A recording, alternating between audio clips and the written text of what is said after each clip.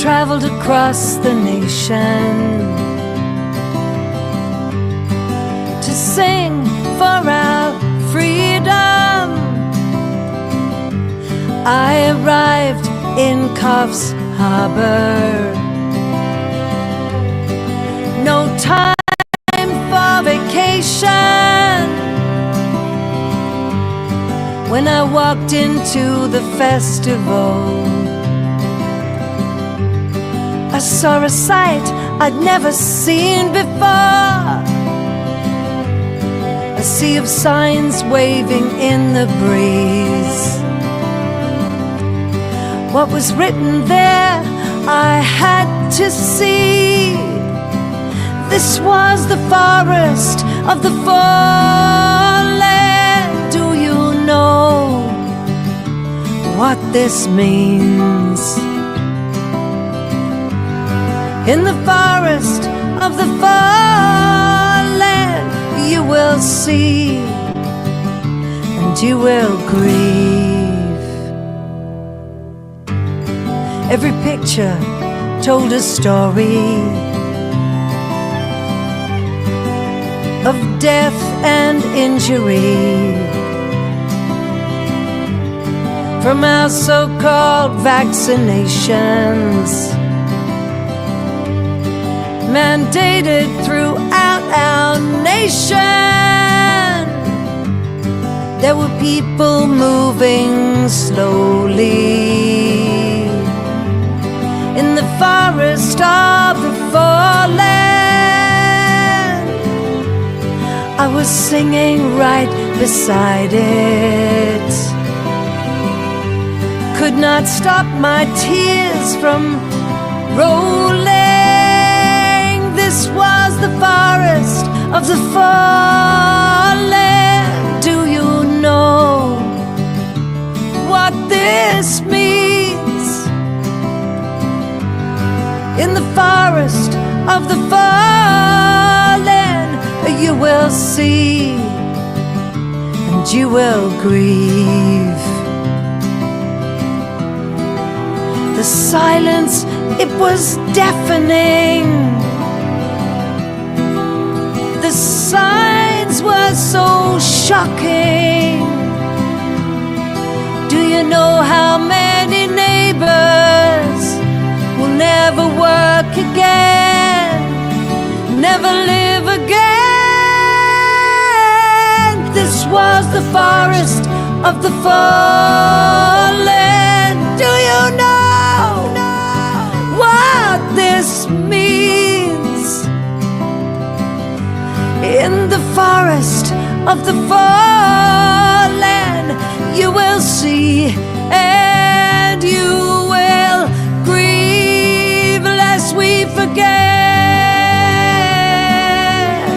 lest we forget, lest we forget, lest we forget, lest we forget, lest we forget the fallen. Love that shot. There's Mark and Lisa and the others there.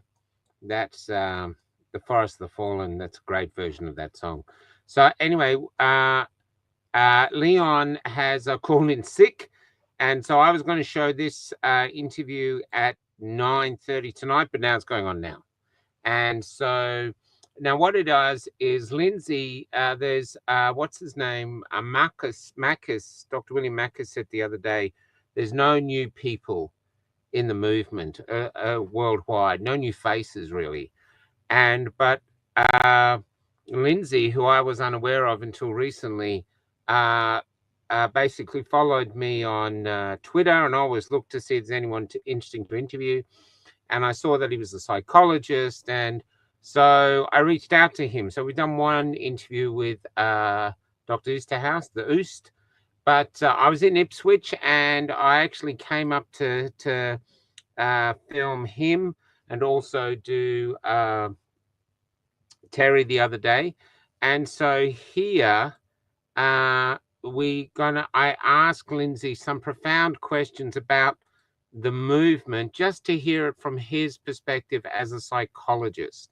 So this is going to be, so the recorded, I did them today, but I'll be in the background doing comments. Maybe we can chat afterwards. So see how you go. It's going for about, I think it goes for about an hour and a half or something like this. But I found it really fascinating, and there's more to ask. And but there won't be any, there's no use asking questions until afterwards. But anyway, here we go. This is Lindsay from Ipswich, the agnostic psychologist. Just to start, I found you online. Yep. And but just tell people when you became a psychologist, what drove you to that, and just summation from there, and we'll start with this for those who don't know you. Cool. Okay. Well, I'm Lindsay Spencer Matthews. I drifted through the first 32, 33 years of my life. At 74, I still don't know what I want to be when I grow up. But at 32, I bumped into a psychologist who asked me to become a psychologist. And so I would love to say that I had always wanted to be a psychologist, that it was a dream and all that sort of stuff. But this guy just said he wanted someone like me to be in his profession, and he offered me all sorts of really good, powerful, meaningful incentives to do so. He offered to supervise me for free and do a whole bunch of other stuff. And so at 36, I started university. It was a 10-year program. I don't know how I got through that challenging 10 years. It's a 6-year program, but I was doing it part-time, so it took 10 years. But I cannot begin to thank that man enough for giving me that nudge in that direction. So I'm so grateful for the nearly 40 years that I've been working in psychology, and the nearly 30 years that I've been practicing psychology. So I think I answered your question, Michael. In this last 5 years, though, is the psychological part of you been more interested in how society has reacted to these last 5 years? Well, because I operate in a clinical setting, I'm one-on-one couples, families at the most. The phenomenon that swept the world from 2020 on I've understood it on an individual basis, but I've been overwhelmingly bemused, confused, and appalled by it on a group basis. But for most of my life, I've contended that I find something to love in almost every individual that I meet.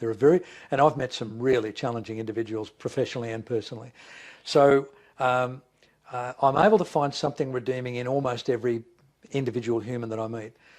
But en masse, I despise humanity. Once we get into groups, something terrible happens. And I haven't worked it out yet, but I recognise it. And groups that start with good intent, groups that start with it, they all end up harming the people within them. And sadly, I think a lot of the medical freedom and dissident community has shown that I had high hopes for that emerging minority, but I've now seen so much evidence that they're eating themselves alive. So yes, it has deeply, deeply bothered me that my original detestation of my species has been justified by the manner in which we've treated ourselves during the last 5 years.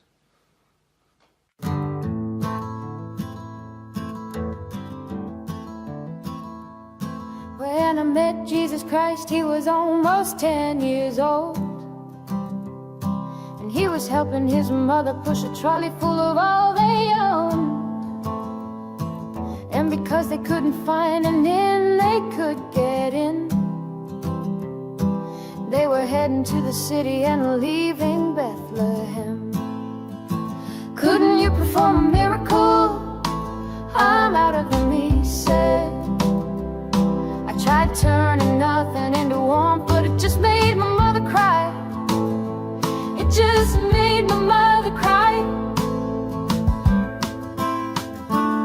Mary Magdalene has become a man, and tonight he's old, and she has been riding my tram. Now it's late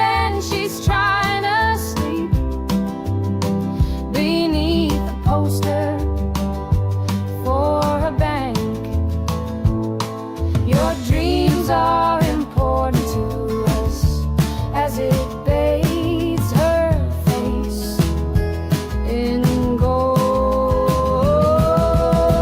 Come give us your natural gifts.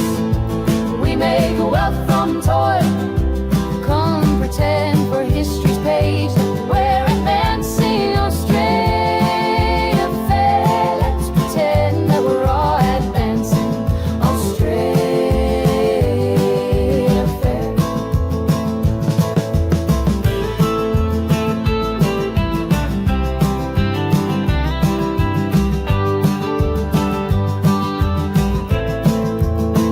Back down the road I found the church we built on the black man's bones was empty, and out the front a sign read all but sold. A sign read all but sold. And we all owe so much money, but to whom we're not quite sure. So head down, we just keep running along our fading golden shores. So head down, we just keep running along our fading golden shores. Come give us your natural gifts. We make wealth from toil. Come pretend for history's page that we're advancing Australia fair. Let's pretend that we're all advancing Australia fair.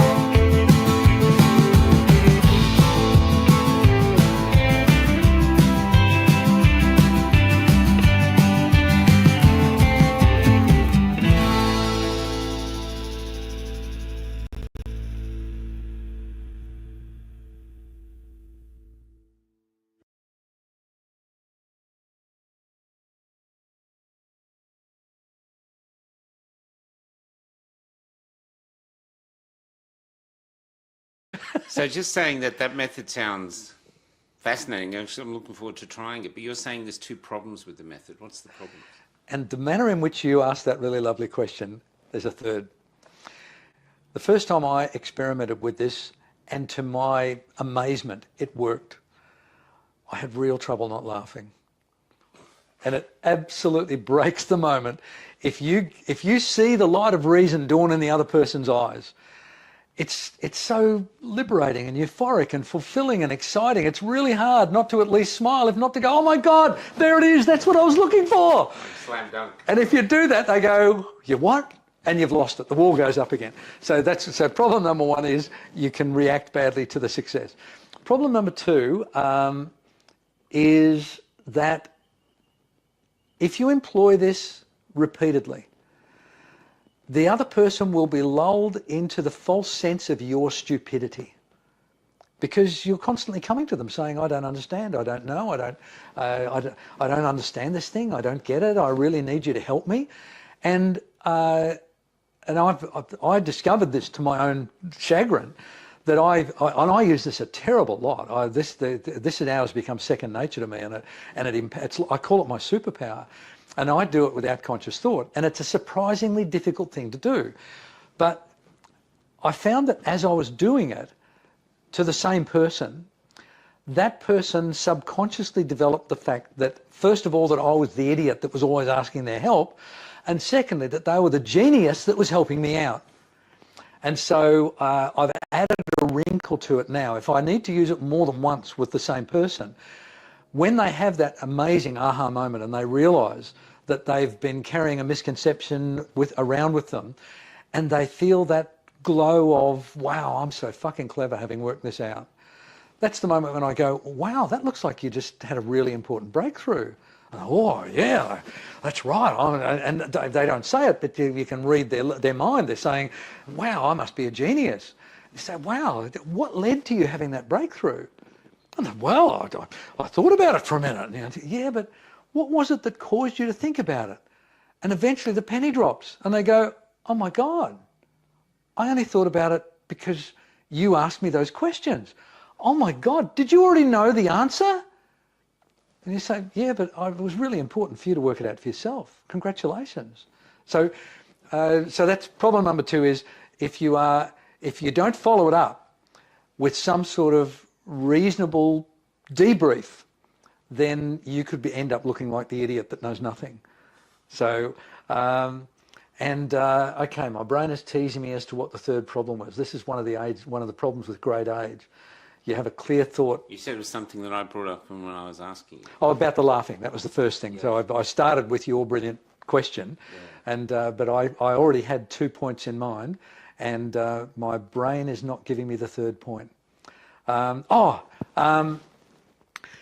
You have to be really careful with the way you let them discover the thing. You can't let them see that you already knew. You can't be patronising with this.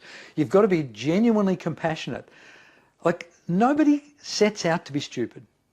I've written a book called Why Clever People Do Dumb Things. And the genesis of it was that I spent the first 30 years of my life thinking I was an idiot. And I then discovered that I'm reasonably intelligent. And I was in absolute disbelief when that information was given to me. I actually said to the psychologist who tested me, "You've mixed my results up with someone else." And he said, "Why would you say that?" And I said, "Because I've done 32 years of stupidity. I mean, my God, everything I touch turns to mud. If I was intelligent, I wouldn't do that shit." Now, that was 1982 when I had that information given to me. And he responded saying, "Well, I don't know why someone as intelligent as you would do such repeatedly stupid things. All I know is that as of today, you can't blame them on your stupidity. You've got to find a better reason." And that ultimately led to me in my, I'm going to say late 50s, writing Why Clever People Do Dumb Things. So stupidity has got 2 sources, and only one of them is stupidity. I never bothered writing the sequel to my book, which was Why Dumb People Do Dumb Things, because I could only think of 4 words to put in it, because they are dumb. But I doubt anyone's actually going to go up and buy that book with that title. Oh, that will be a dumb test. The people who do, they will be saying, "Look at me, look at me." Like, I hate to say it, but have you ever noticed condoms? They're like extra large, medium, and then tight fit. They don't say small. Well, that's why I don't use condoms. They don't come in pediatric size. Okay, so yeah, when someone does something dumb, the spontaneous rationale is they're dumb. And for many years, every time I did something dumb, I used to say, "You idiot." But I've now realised that I don't do dumb things because I'm an idiot. There's got to be another reason. And it culminated in the book, Why Clever People Do Dumb Things. And we all have the ability to be stupid. And it's because we spent most of our lives doing things that have been programmed into us without our awareness or our permission. And whatever it is that programs us, and we may talk about the origins of our programming during this conversation, but whatever it is that programs us has no interest in our well-being. It doesn't care whether we have a rich, full and meaningful life or whether we live the life of a bereft beggar. And so this technique that I'm encouraging people to use is a genuine and compassionate attempt to awaken the sleeping intellectual giant in everybody.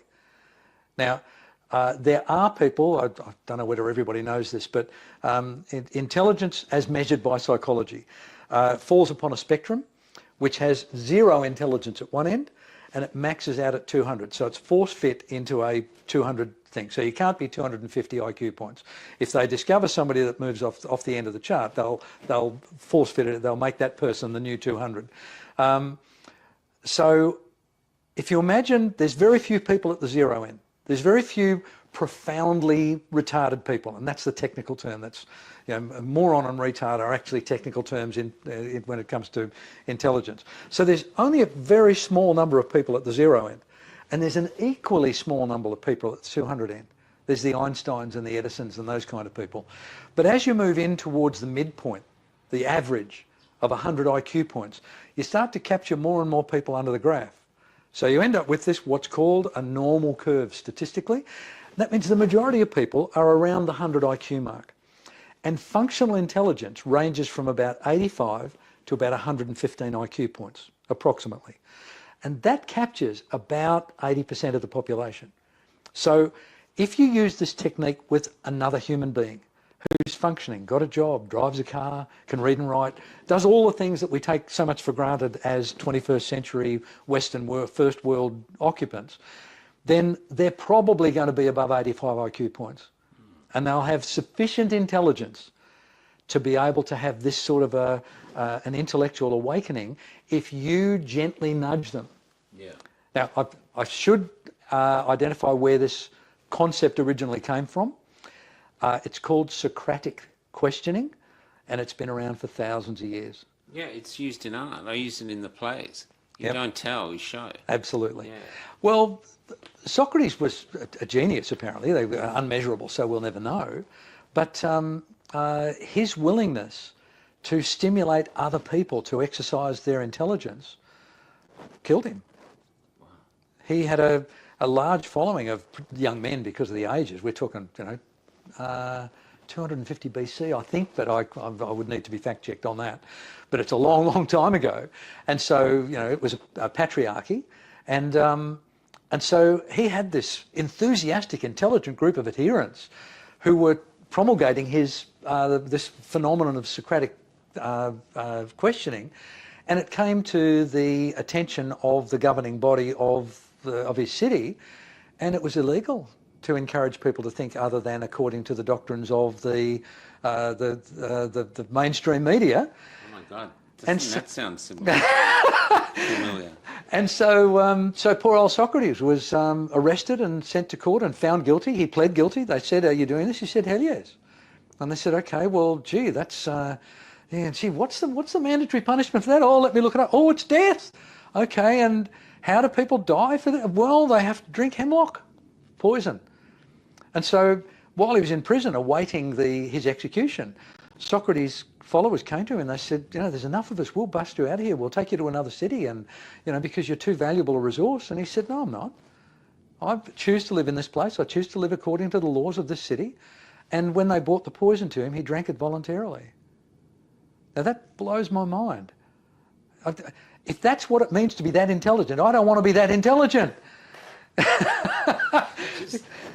Going back though to the 832, a supporter told me an amazing story. He went out fishing with some doctors, some major surgeons actually, and he always talks about the stuff that our movement talks about.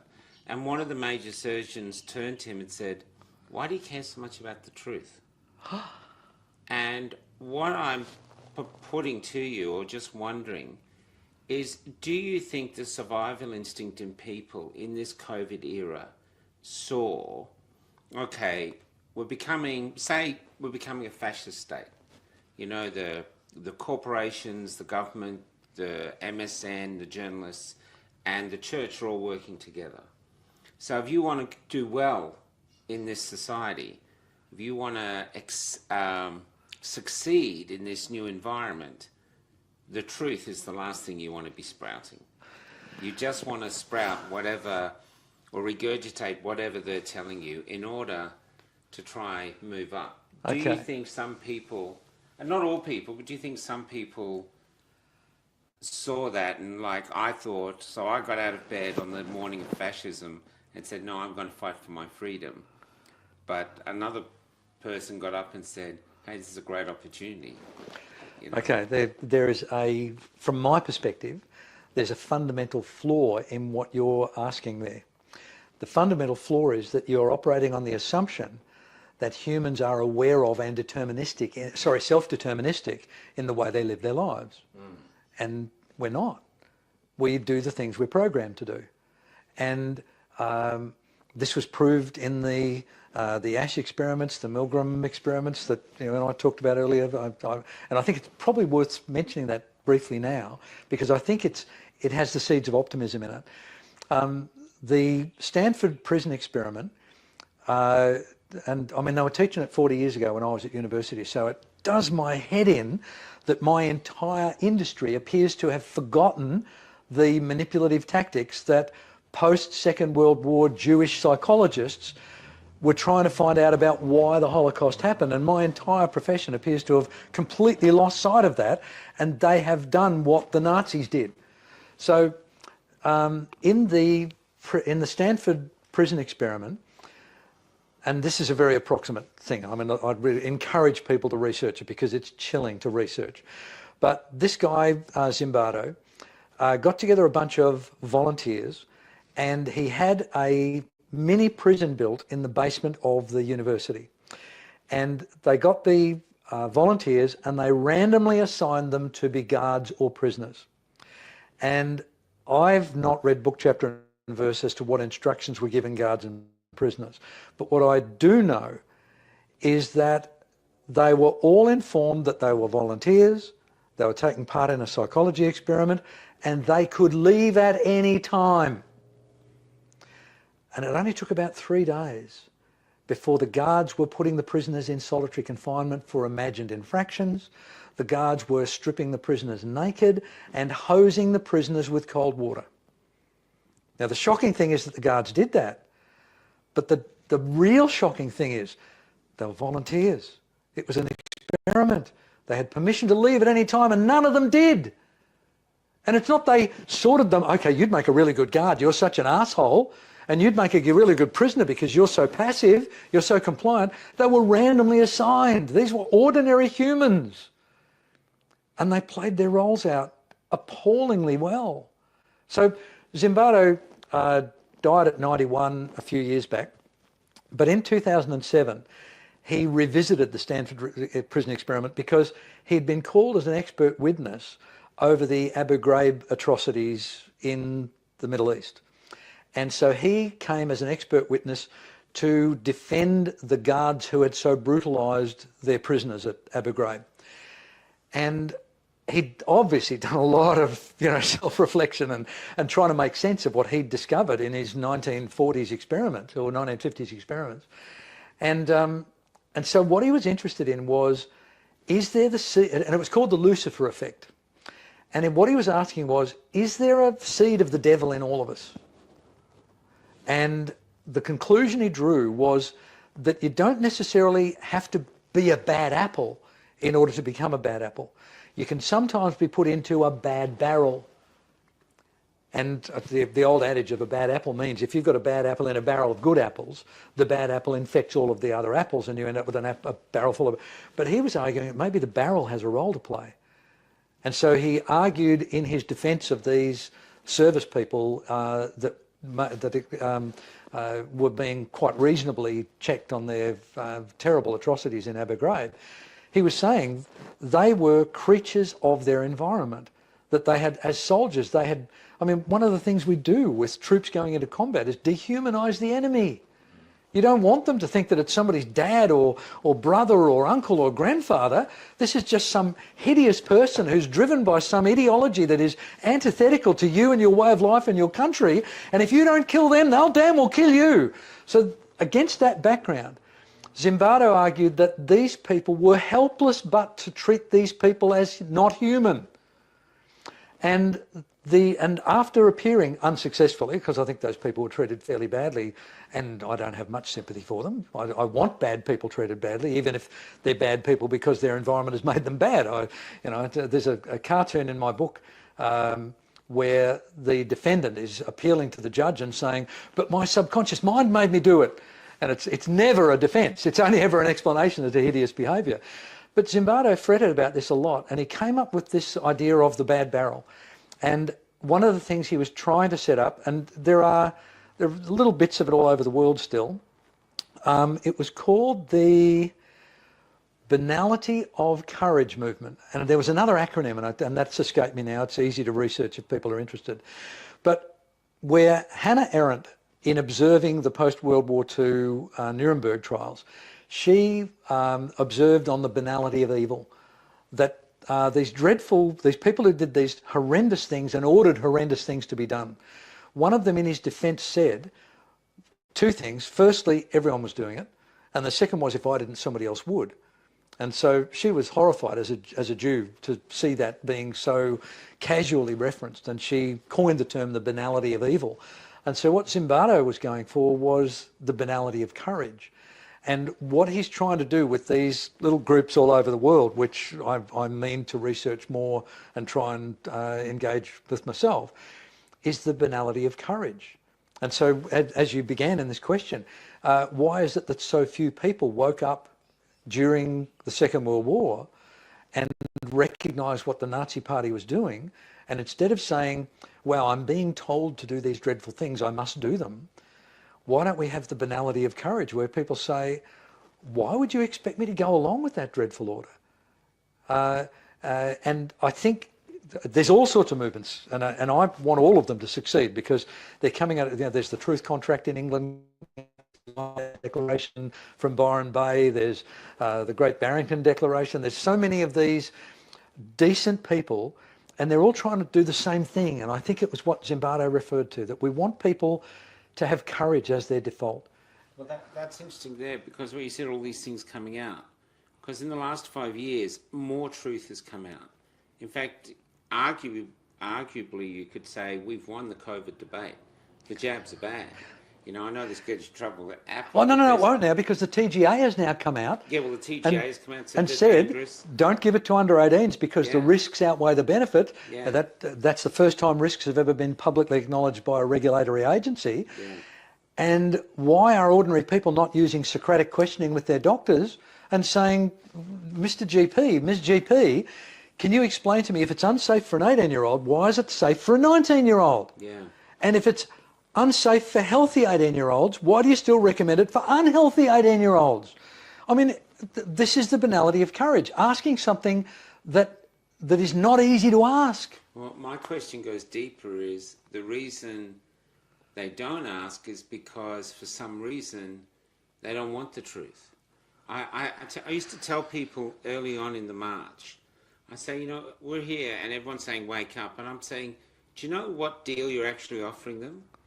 You're actually going, listen, Lindsay, I need you to risk your marriage, risk your career, risk losing your house, risk being ostracised by the community, get yourself a piece of cardboard, write freedom on it yourself, and come down here and get pepper sprayed. That was the only deal on offer. Yep. And people were going, you know what? Here's $100. You keep going, and we'll support you from the back, right far the back, like so far back, you know, you can't see us. And I used to say, that's what we're offering. And so this is why I was wondering if you think that some people in the community now, why there's such a default to silence, is that they see truth as incredibly dangerous. Even corporations say, if you post anything anywhere that anyone finds offensive, we'll sack you. Yeah. That's what the trams were saying. The National Bank has come out now and said, if you do stuff that we find offensive, not even to them, they'll debank you. Yeah. So this is what I'm saying, is the truth now dangerous? Wow, that's a big question. And a couple of things popped into my mind as you spoke there. The first one was, you can't handle the truth. Yeah, that's right. And that was a brilliant demonstration of a script allowing an actor to lose the plot and forget to lie. That Jack Nicholson's character suddenly forgot that he was living a lie and attacked the truth. You can't handle the truth. I must lie to you because you're so pathetic. So, and the other one was the nature of truth. And this is really complicated because one of the premises that I've tried to live my life according to, and it's saved me a lot of times and it's got me into trouble a lot of times. The only thing that I'm willing to admit is absolute, is that nothing is absolute. So that means your truth can be your truth, but it can be different to my truth. So the idea of an absolute truth is a problem. So it's a slippery thing to aspire to. But I think we have to try to get as close to it as we can. And I think it's a little bit like, it occurred to me recently that we're diurnal creatures. We live in daylight and we struggle in the dark. And it suddenly occurred to me that light is an active thing. That dark does not need, you can't have a dark torch. Dark can only exist in the absence of light. And so as a metaphor, it seems to me that the courageous and relentless and difficult and time-consuming and exhausting search for what might be the closest thing we can get to the truth, that's our special thing. And unfortunately, the dark, lies are universal and convenient. Every child experiments with lying. This is an anthropological program, and I haven't worked out why it was successful from an evolutionary standpoint, but I think it was touching on what we're talking about now, which is group cohesion. That if we were part of a ragtag hunter-gatherer nomadic tribe living on the smell of an oily rag, terrible metaphor to use in terms of cavemen, but being the dissenter would be disruptive and potentially dangerous. And so arguing that we should sharpen the points of our sticks in the fire rather than just rubbing them against a convenient rock, we'd have the same fate as Copernicus did when he argued that the Earth rotated around the sun, and we'd have the same result, that Copernicus lost his life for telling a truth that is now universal. My brain is now giving me the Overton window, but we don't have to go there. Anyone can look it up if they want to. But it's the seeking of truth, not the finding of truth, that I think that matters. But there is comfort in convenient untruths. Now, I vividly remember as a probably 20, 21-year-old man being part of a three-way conversation. So there was me and there was man A and man B in this conversation. And I knew the truth. Man A knew the truth. Man B didn't know the truth. And it was to man A's advantage for man B not to know the truth. Now, I can't replay the conversation because it's 50 years ago. But I watched A lie to B. Knowingly and deliberately, he lied. And I was too immature and hadn't learned enough about life to know what to do. And it's to my eternal shame that I just stood silently and watched this thing unfold. What I do know is that I had enough time during that interaction to decide what kind of man I did want to be. I didn't know how to do it, but I remember I made a very conscious decision. And when the second guy walked away with the lie ringing in his ears, the first guy was about to walk away, and I said, just before you go, I just need to let you know that I'm never going to let you or anyone else do that to me again. And he said, do what? He hadn't even, it was nothing out of the ordinary to him. And I said, I just stood and watched you deliberately and knowingly lie to your advantage to an innocent third party. And it woke something up in me.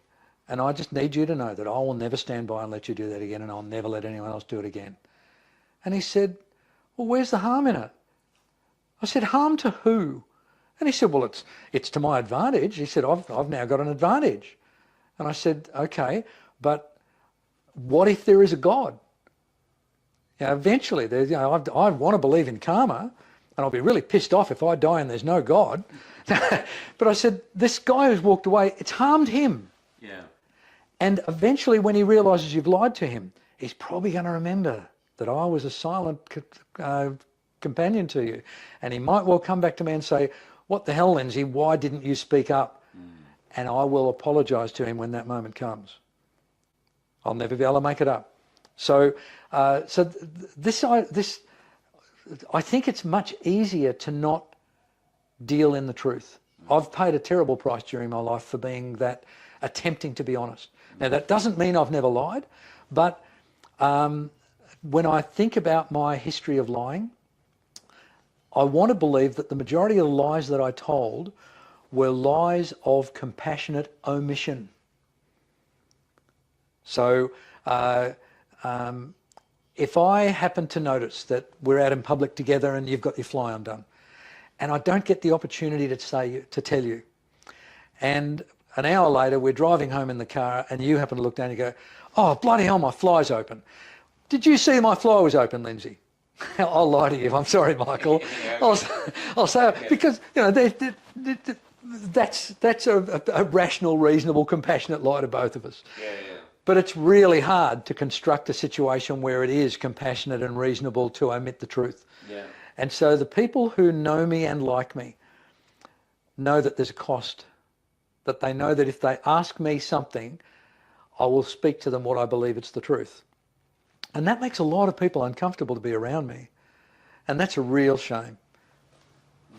Another thing we're facing now, I think we're the first humans to face it. So you was talking about basically constructs at the start. Pretty much. And what we have now, and I saw the godfather of AI talking about this, is that because of our social media addiction, and that it feeds us what we want to see, we now might not actually be lying, but living in a world where we think this is truth because we've been fed this reality, and we've been fed another reality. I actually don't think our movement has the truth. I think we have a great nose for bullshit, and all we really have is like drop jigsaw pieces. We're not even sure they're from the same jigsaw. We haven't seen the picture, and we build theories based on these little gems that we have. Mm-hmm. And the truth is actually somewhere between both camps, like in no man's land, scattered there.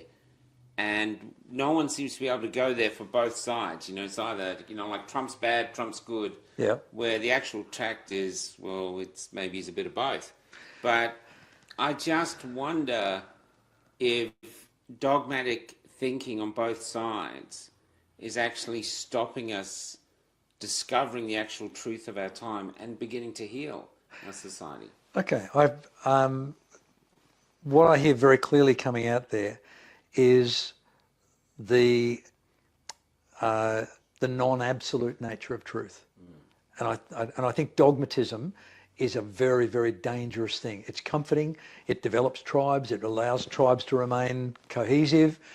But if my tribe is cohesive in its detestation of sharpening our sticks in the fire, and the tribe on the other side of the river has discovered that sharpening your sticks in the fire makes them really deadly and it kills people and it does all those good things, my tribe's truth is, because it's not completely untrue, we've still got sharp sticks.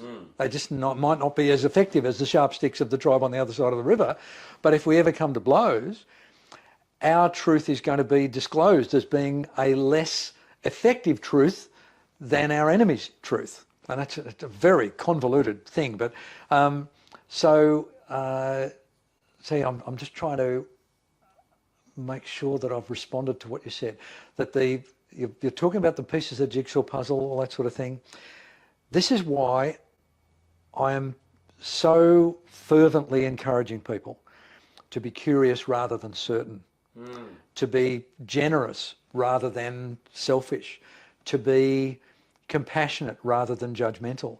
Because if we do that, then we've got another person helping us sort out which jigsaw pieces go where and which doesn't fit with that. And so, I mean, we're the only intellectual animal on earth. And if we're going to reserve our intellect for lies, subterfuge, and taking advantage of other people, then that's a pretty pathetic use of an extraordinary gift. Does that make sense? Yeah. Oh, yeah, it does. It's And he said something yeah. It's just at the moment, I think the inability for either side to agree on certain truths is detrimental to all of us. Yep. You know. Okay, I'm sorry to interrupt there, but something really important occurred to me. There are other elements at play here. It's not just you and I as disagreeing humans. It's the environment in which we are living. Now, I haven't watched mainstream news for well over 20 years, and that's because I called bullshit. I began to realise that it had been fatally corrupted.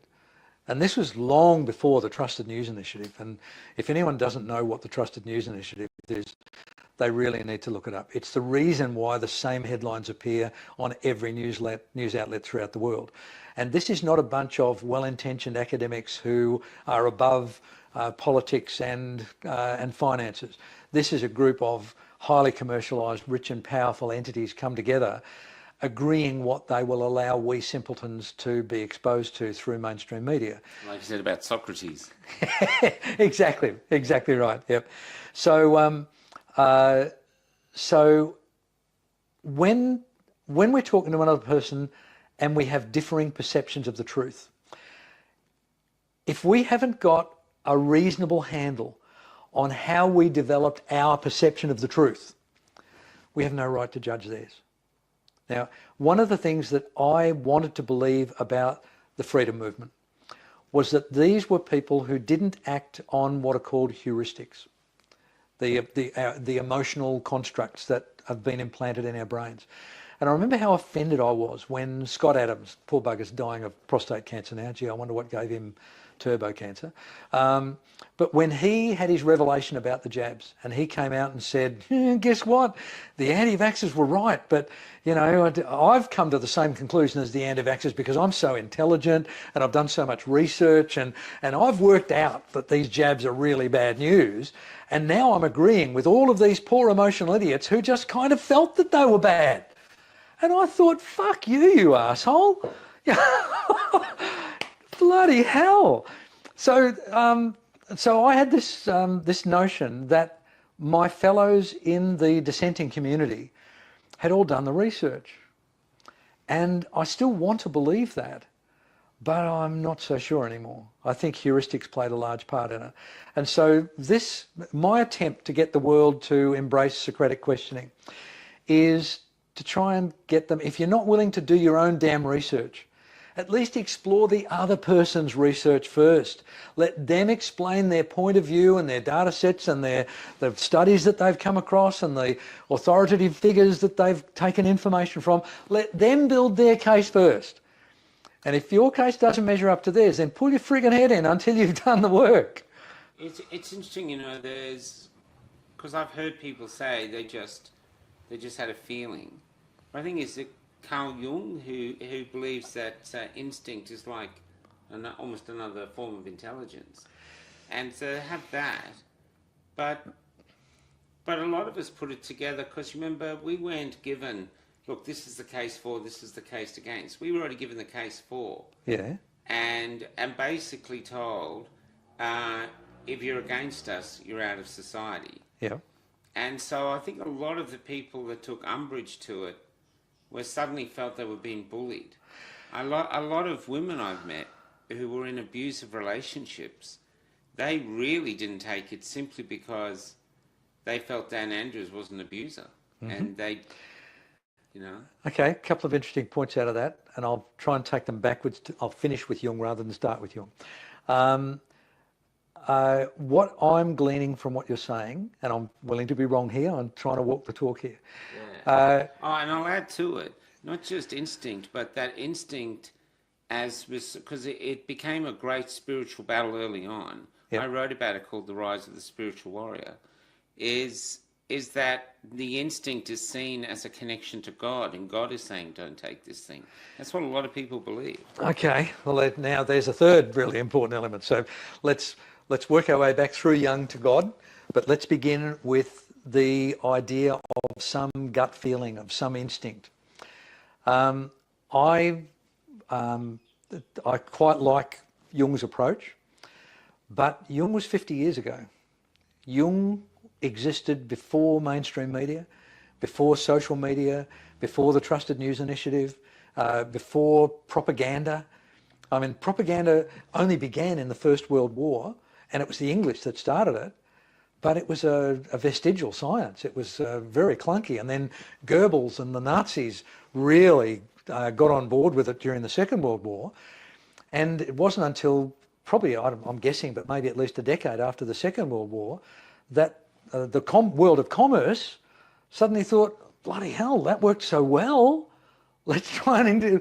So Jung was in what I would say was a much more naive time, where your instincts would have been a combination of a much simpler, more naive, limited environment, that there were less malevolent entities available to people to interfere with that gut feeling, and that the impact of your family and your community and your inherited genes would have been the sort of things that fed to that. So I'm in agreement with that it's a thing, but I think it's a thing that has now been so corrupted and manipulated and disturbed that I agree with you that a large number of the dissenting community operated on that gut emotional reaction. Now, I don't care which road you take to get to Rome, but I think if you're going to try and invite other people to go to Rome, you've got to be very careful that you allow them to take their own journey. And this is where Socratic questioning allows them to do it. So the idea of some sort of gut feeling or intuition, it's absolutely a thing. And it's an accumulation of an extraordinary array of data which our brain processes without our awareness. We don't even know. There was a horrible time in my life when I was selling cars for a living. And I was really good at it, I'm ashamed to say. But towards the end of that time, and it was only about a 9-month period, so about 6 months in, I discovered this weird trick that I could do. I could meet a complete stranger and tell them what sort of car they drove. The colour, how many kilometres it had done. It was real, and I had no idea how it was happening. For a while I thought it was either God or the spirits or something communicating to me. But I then realised that it was because I was in a very busy, very big dealership, and it was not uncommon to talk to 15 or 20 customers a day. And so you're at a very intense, hyper alert, excitated state of mind when you're talking to them.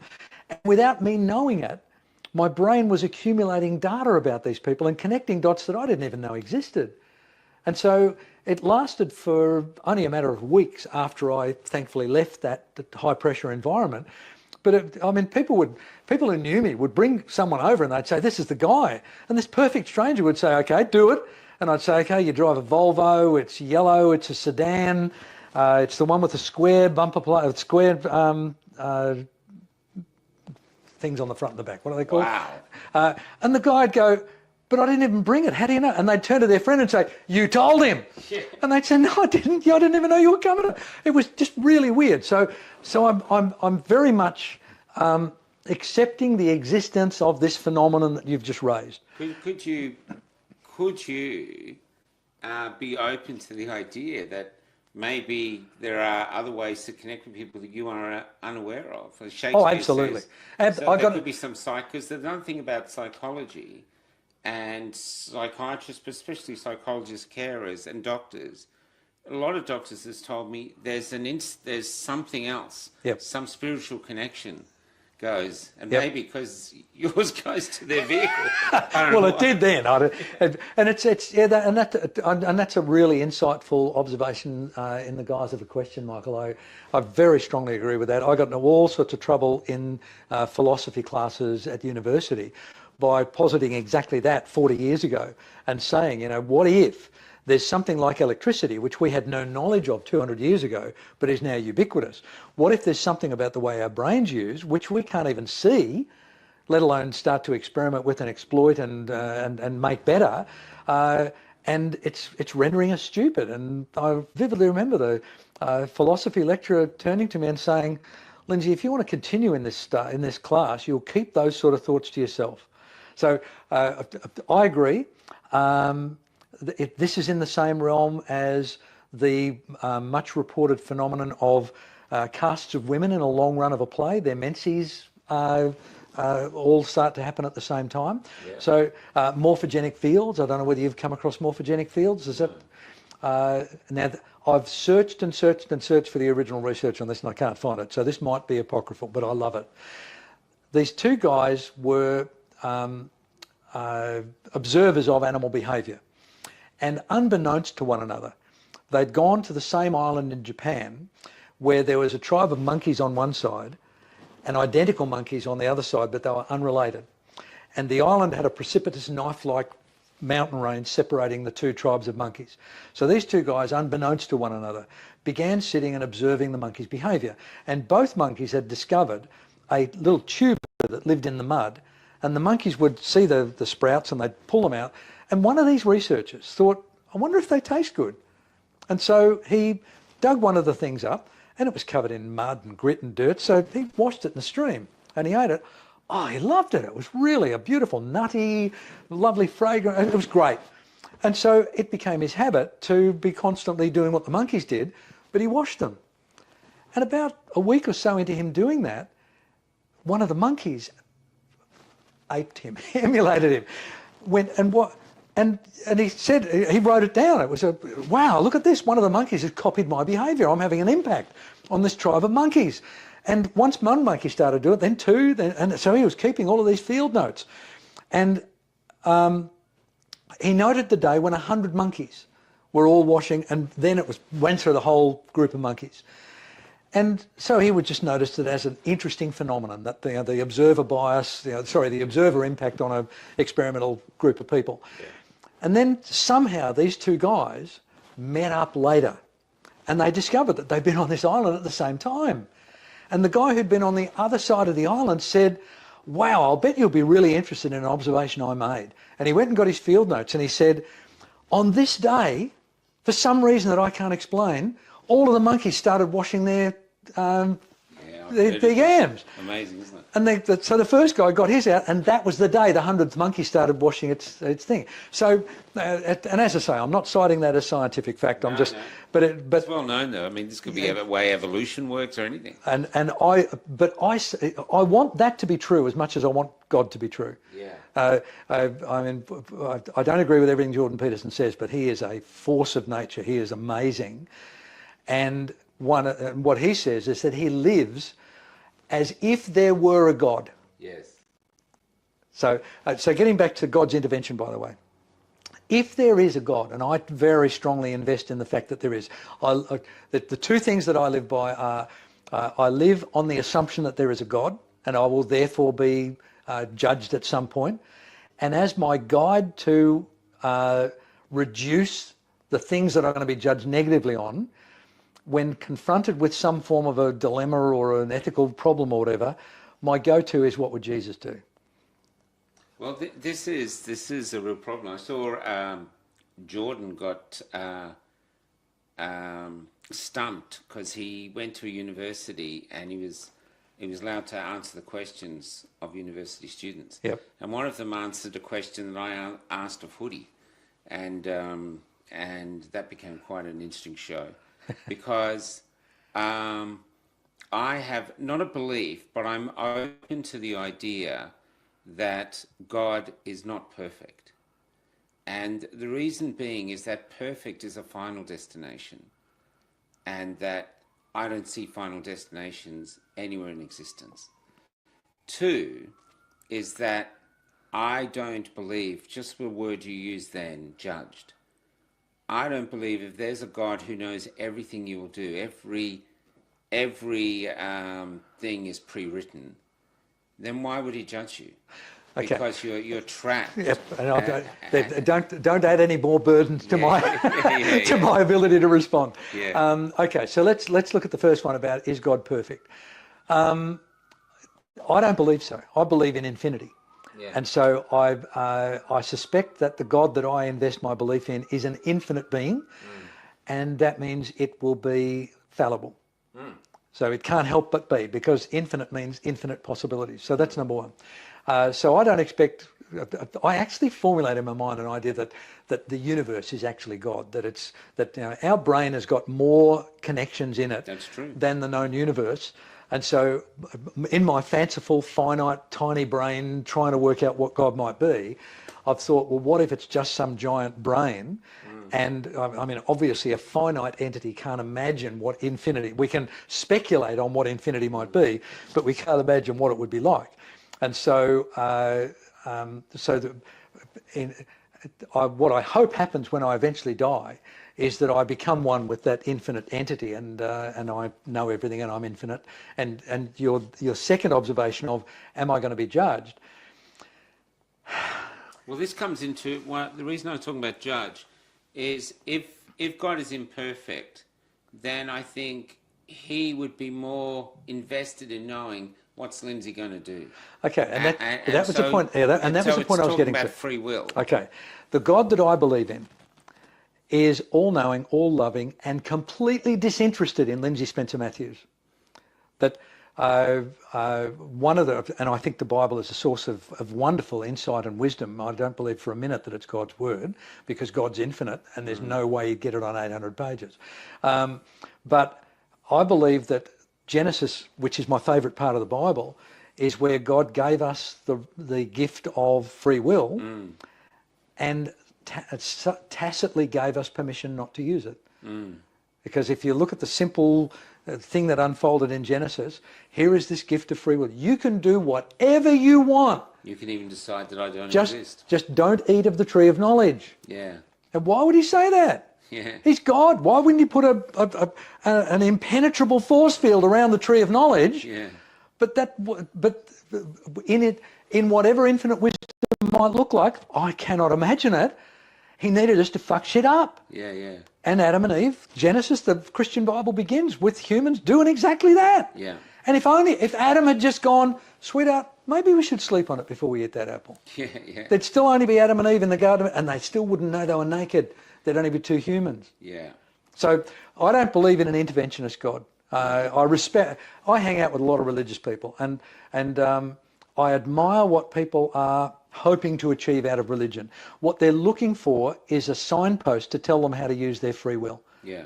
And if you're not actively trying to exercise your own free will, you're letting somebody else exercise your free will for you. And that's what's become corrupted since Jung's observation about that intuitive sense. And the idea of collective unconsciousness was Jung. I'm all over that. I think that's brilliant. But we're so divided, we're so manipulated, we're so easy to lie to that it makes seeking a better truth, a more defendable truth, a counter to the obvious lie. If we go about looking for those, then we might get that little bit closer to the perfection that we can never achieve. Yeah, it's interesting, isn't it? Because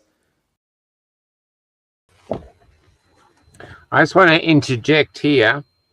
I had to race this together. I did it in parts. I had to race it together because Leon unfortunately couldn't do his show. So instead of putting it on at 9:15, I put it on at 8. So this is the start of the interview. I missed this bit.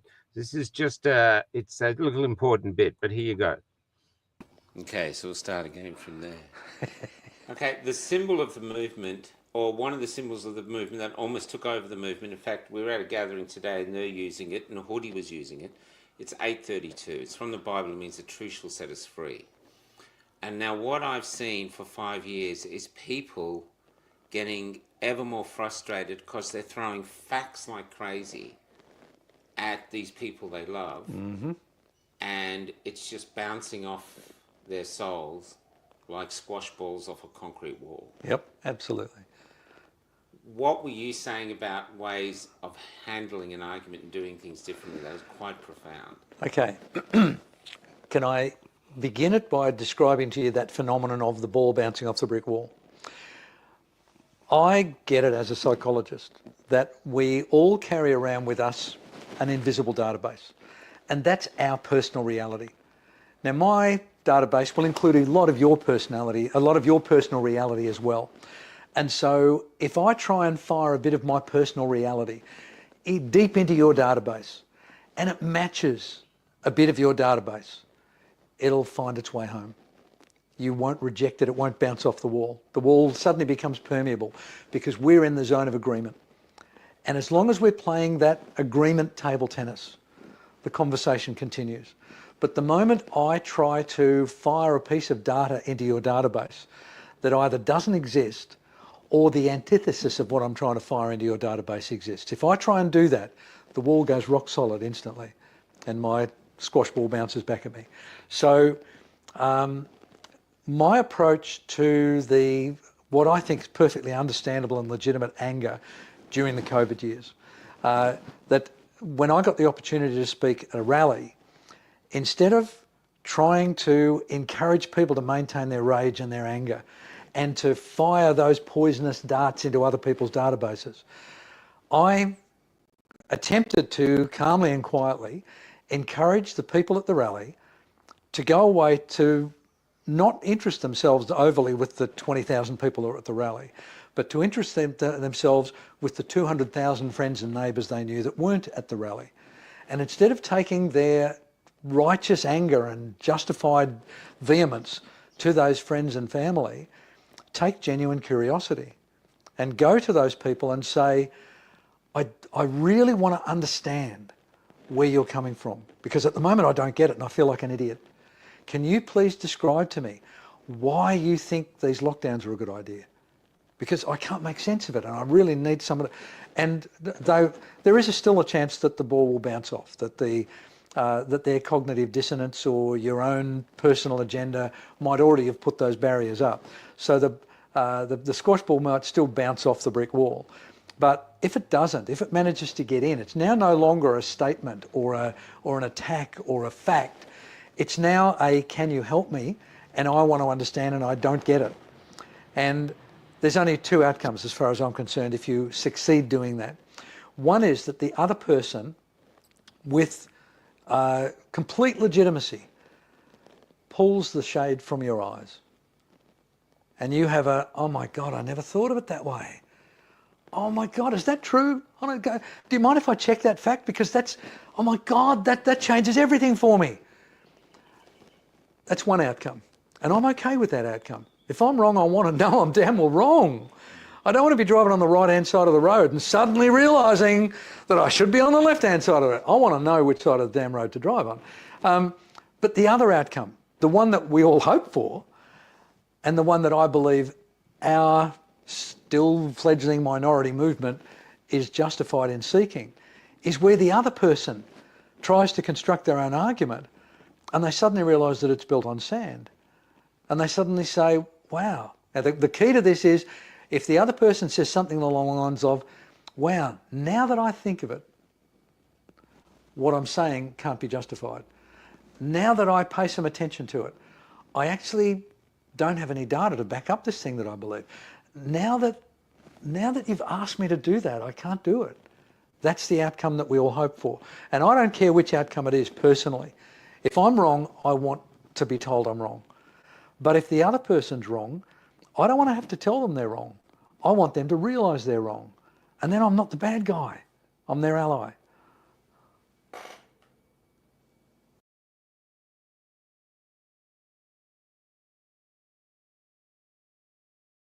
I did think that way, like that famous song, I don't believe in is Nick Cave's song.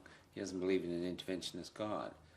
But in this last 5 years, where I've seen so many synchronicities, really strange things, especially on the road, and with other people as well, but especially us, I wonder if a God is invested now because of free will, instinct to see what you do. I don't believe he can change it.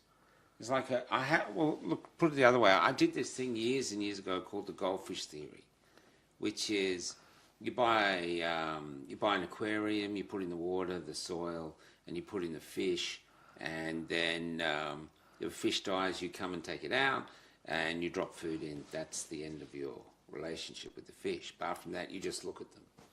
But to the fish knows, wow, look at this world that's been created around us. And every now and again, the shadow comes up. I can't see it. It's just a murky shadow and food drops in. And if one of us dies, this net comes in, and every now and again, another fish drops in. So I don't know, my goldfish brain, I'm pretty sure that that's probably God. And you, as Lindsay, don't go to this goldfish, okay, look, here's the rules, buddy. I need you to build an altar to me out of your little coloured gravel, and once a week get down on all your fins and tell me how fucking great I am. Yeah. And you don't even occur to do that. You just look at the fish. Or you tell your friends, look at my fish. And I'm thinking, if there's a God that created all this, why would he have any more of a reaction than that? What are the humans doing? What's this COVID stuff? Look, it's just, I don't know. But a lot of people get really angry with that. But to me, like, if we're humble enough to let another creature live in a world we've created for them, why would God give us rules? And if I'm going to invest in a universe of infinite potentials, then that has to be one that I have to accept is possible. And, and my God, I've met a lot of humans who've got the brain span of a goldfish. But that's taking the metaphor too far.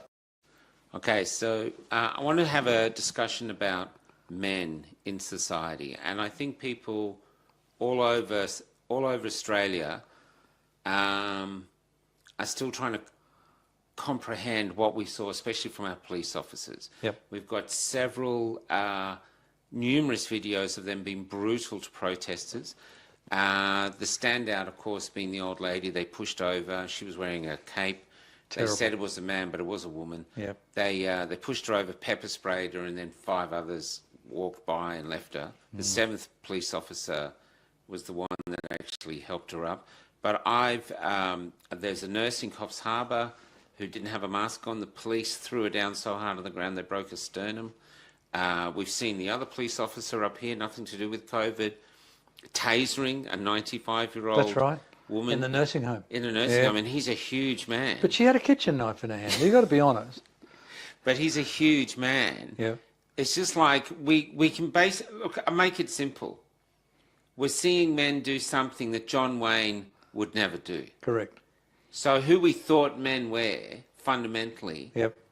now it doesn't make sense. These are police officers. Yep. You're right. In John Wayne's era, nobody wanted to be the bad guy. No. And now everybody seems to want to be the bad guy. How do you process that as men? Okay. Wow. I mean, is it our upbringing? Did we have... Because they've grown up in an era where every second bus shelter said, beating up women is wrong. Yep. Okay, let's start at the very beginning. My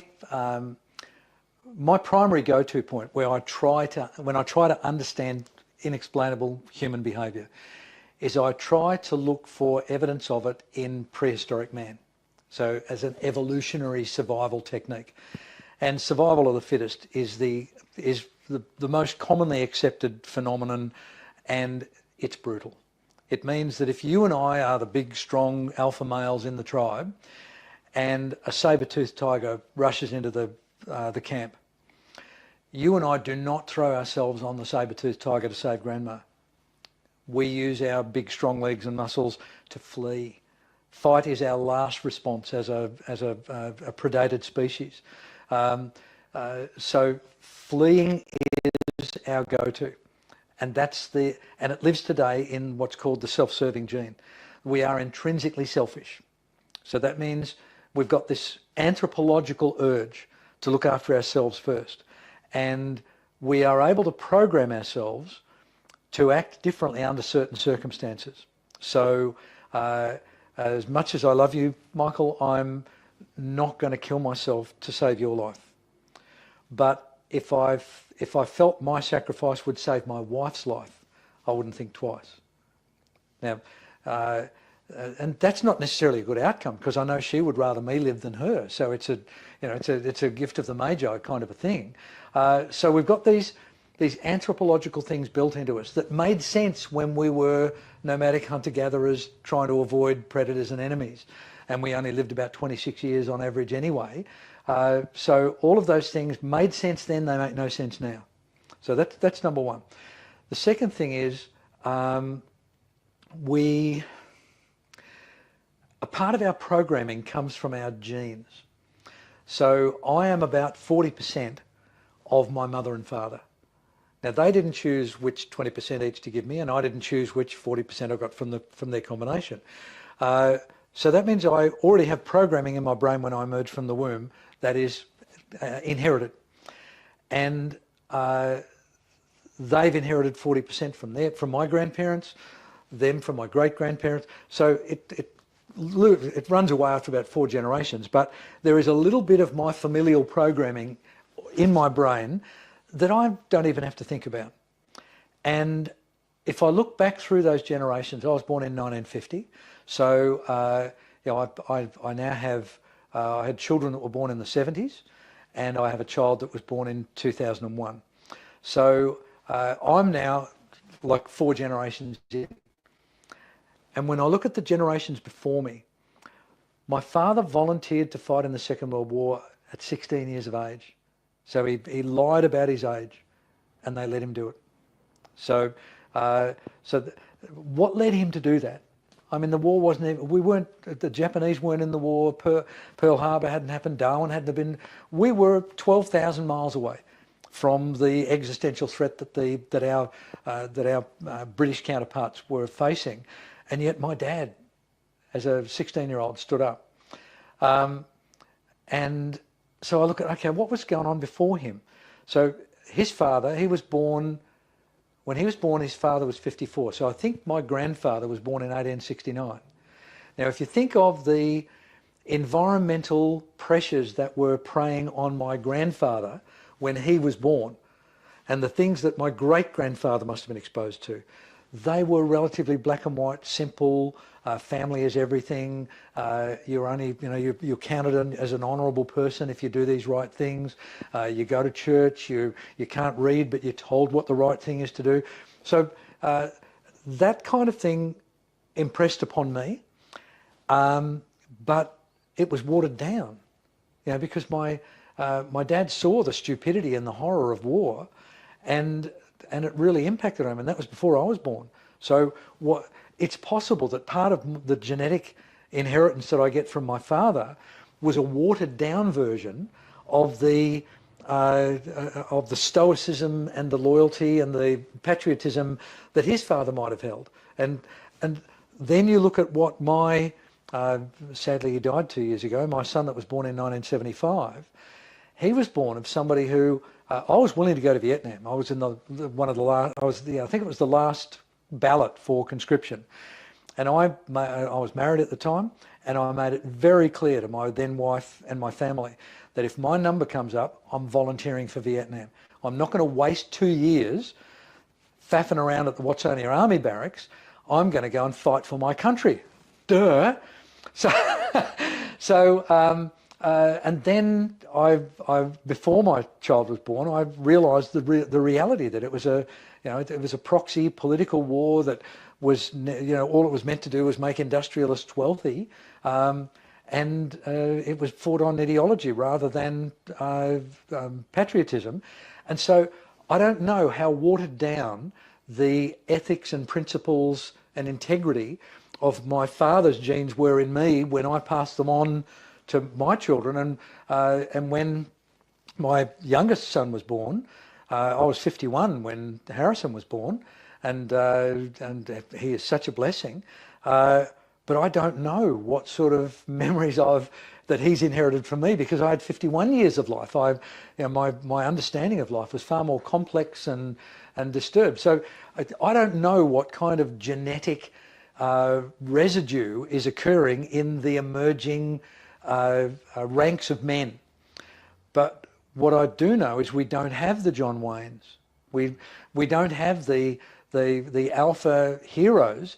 They're nonsensical heroes. They're Liam Neeson in Taken, which is my favourite genre of movie, and that's my favourite movie of that genre. But we know that they're like cartoons. They're no longer a real person demonstrating real heroism.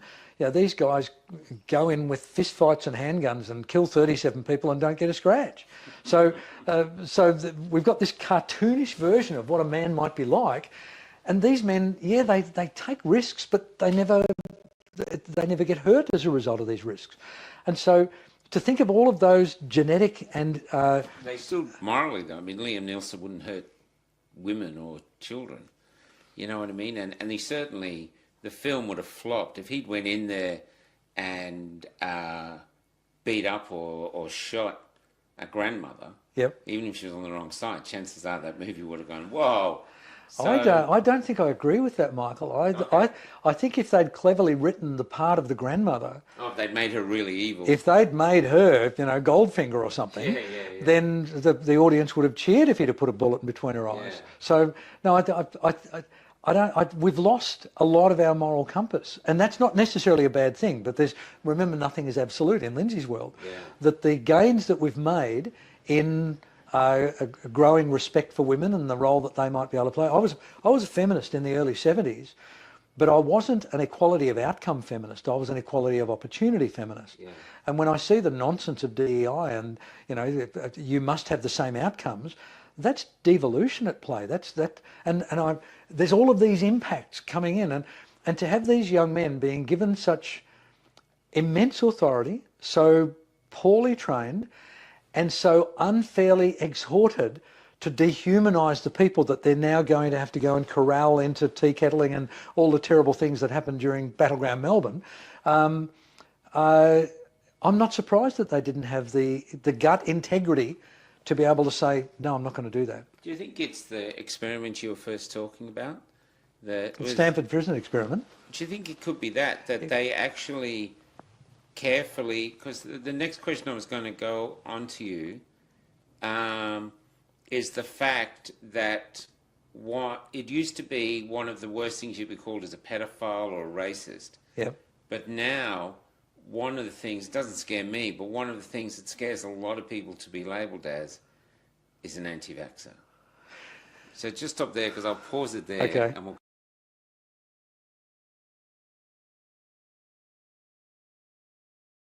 So we're going to talk about the shame of being labelled an anti-vaxxer now, even though I don't have any shame. I don't know either. Anti-vaxxer. But there was one of our podcasters was wanting to interview this woman. She's been severely injured, and she says, I can't do the interview because if I do, they'll think I'm an anti-vaxxer, even though the vaccine's killing her. Wow. So she's more scared of being labelled with that than she is of, and we hear this a lot. Yep. People actually go to us, I can't. If I do something, they'll think I'm an anti-vaxxer. Yep. So they've successfully got this label. That's the across. inferred power of the label. The person giving the label is the one that's given the label the power.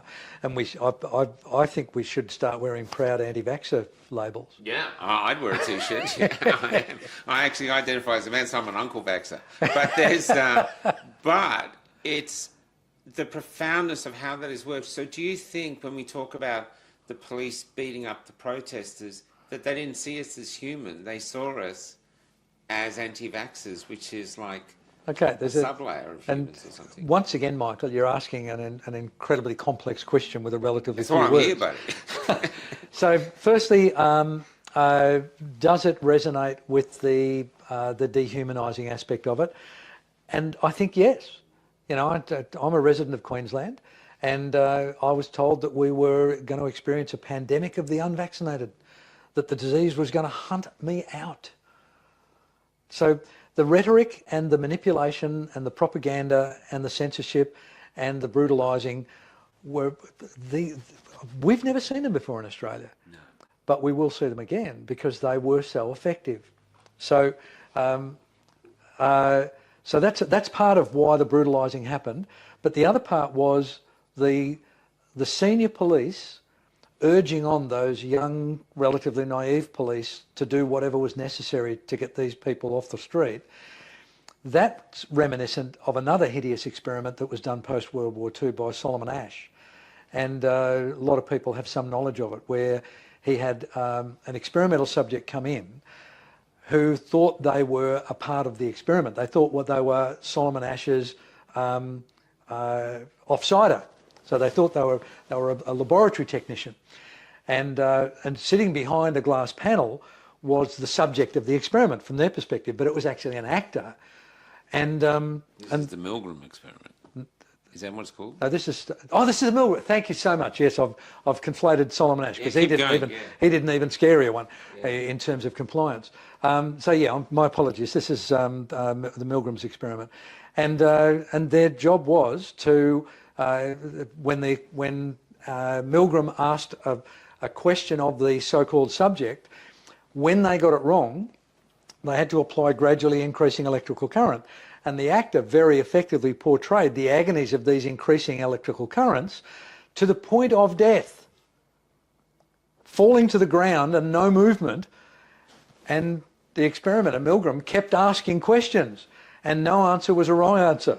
turn the volume up, turn the power. And these people were weeping, please don't be make.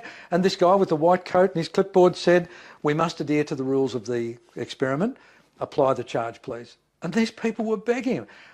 85% of people did it, went all the way. And so to think that some naive, it's interesting to even consider what makes someone want to be a policeman. Well, I want to believe that people want to be a policeman because they want to uphold the law, they want to keep the community safe, they want to be the unsung hero. I think they want to be the sung hero. I think they, and it's interesting when our now 23-year-old was a little tiny boy, if we saw a policeman, we would take him over and we'd say, do you mind if our little boy says hello? Because we want him to know who to trust. Now, at one of the rallies, there was a group of about 8 policemen standing at the back of the rally, and as we walked up the hill on the border, deliberately breaking the law, as I passed this group of policemen, I said, excuse me, guys, do you mind if I just tell you something? And they said, yeah. And I became emotional as I spoke these words to them. I said, you know, I've got this now, the 21-year-old boy who, when he was a baby, I used to take him up whenever I saw a policeman because I wanted him to know who to trust. And unfortunately, if he was born today, I wouldn't do that anymore because I don't trust you anymore. And 2 of them looked away uncomfortably, but the other 3 said, we understand. So I think that moment where that elderly lady got knocked down and multiply pepper sprayed, I think there was a little bit of self-selection in there. I think they were the sediment on the bottom of the barrel of a fairly muddy water of police recruits. But to get on, but the Milgram experiment and the Ash experiments, which talked about group cohesion and people doing things to stay with a group, I think they were at play as well. So we've got anthropology, we've got potential genealogy, and we've got the environmental influences that make these people do these dreadful things. And I very badly want myself and other people to get behind what Zimbardo is talking about, the banality of courage. Well, that's what I was going to bring up, because you said the Milgram experiment, 85% went all the way. But there was 15% of people who didn't. Correct. They actually didn't do it. And we were talking before about, you know, the people who said no should research it. And we're talking about instinct.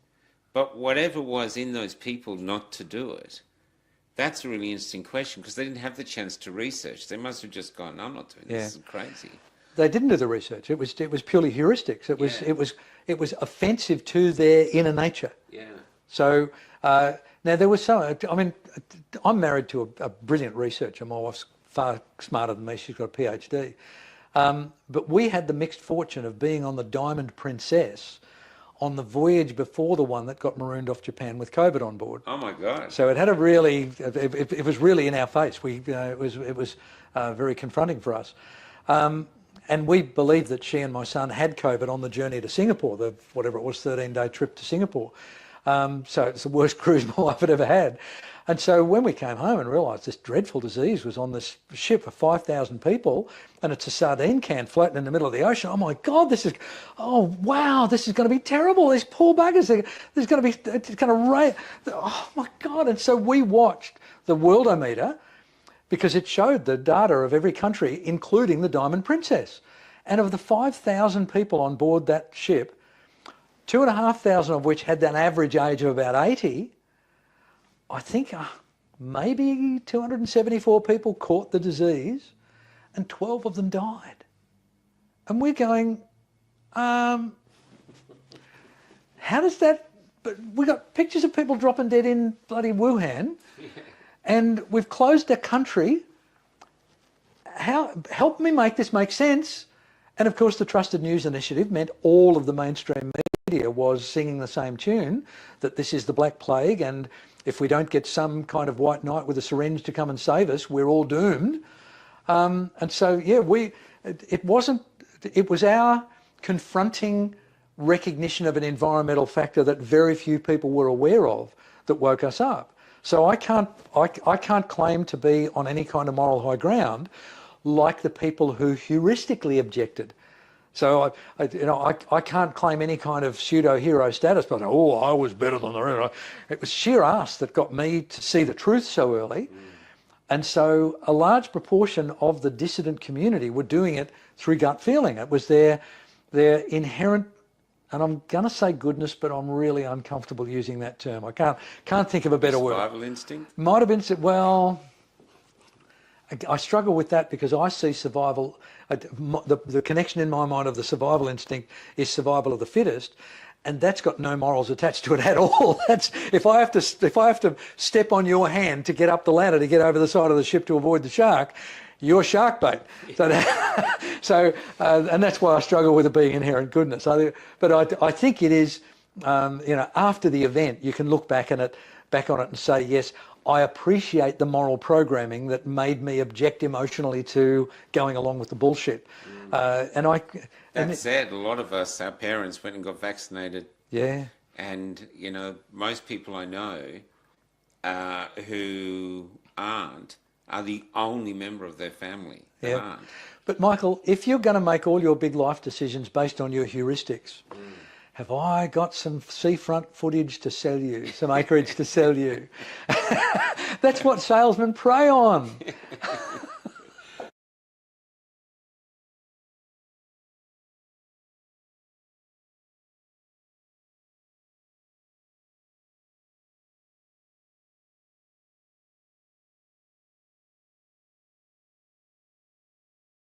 It's fame, but there was something about people were seeking you out to talk and share their stories, or just, I don't know, that I think people thought you were more than what you were, and I was just a person that said no, and I could semi-articulate and a storyteller with my plays, so that just helped me get to where I was, but I wasn't anything more special than anyone else at all.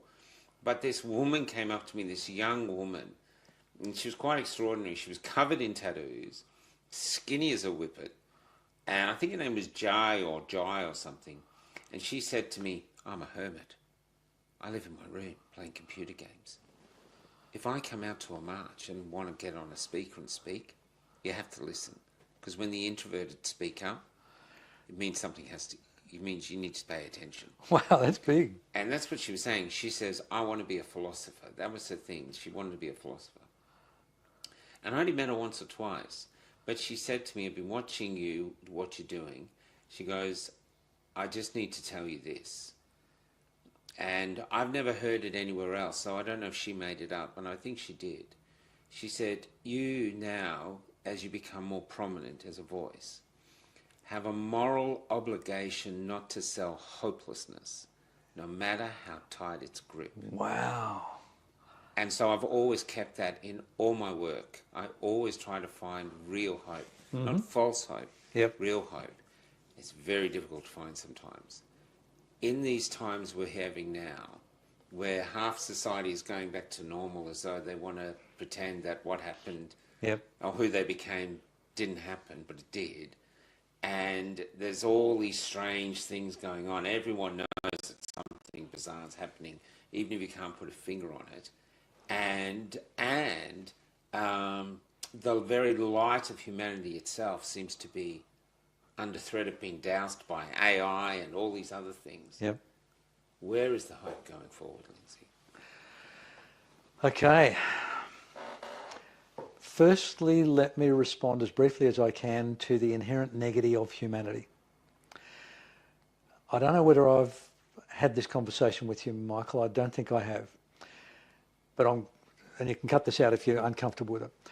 Can you please tell me when you think the first time was in your life that you were truly miserable?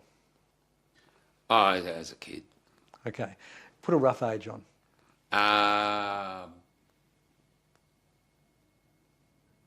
Probably about 11. Okay. And without going any deeper into that, I can now confidently and adamantly tell you that you're wrong. Uh-huh. I didn't ask you to remember. I asked you to speculate when your first time of misery was. You're out by 11 years, Michael. What did you do the moment you left your mother's womb? Oh, I cried. This is one of those anthropological programs. Every healthy human baby cries at birth. Yeah. There hasn't been a single human baby born laughing. In fact, It's a developmental stage, and it kicks in at about 3 to 6 months, depending on the precocity of the child, before that baby can be happy. They go from miserable to neutral for 3 to 6 months. We are born negative. And if we can recognise that in ourselves, if we can go, wow, left to its own devices, if my mind can't find a solution to a problem, it will eventually find its way to that default original position of negative emotionality. Now, if we can recognise that, now we can start to counter it and go, hang on a minute, that was perfectly okay when I was 1 minute old. It was probably reasonable until I was about 2 or 3 years of age. But I've spent the rest of my life discovering that being miserable is a waste of time. The only thing that can actually empower me to ennoble myself and enrich myself and improve myself is optimism and positivity and moving forward and finding the energy to do it, even if it's a hard thing to do. So the awful reality of our default programming is that we are better at being miserable than we are at being happy and optimistic. Now, if we can recognise that... I'm an artist, I'm an expert at being miserable. Sorry, did you just say you're a miserable artist? Okay, so I think... Have you ever seen the art created by happy artists? It's crap. No. Oh my gosh! Well, sing me a Dylan song where he goes, "Come on, get happy." It doesn't happen. It doesn't work. It doesn't exist. Well, okay. Now that brings me to another point apropos to this.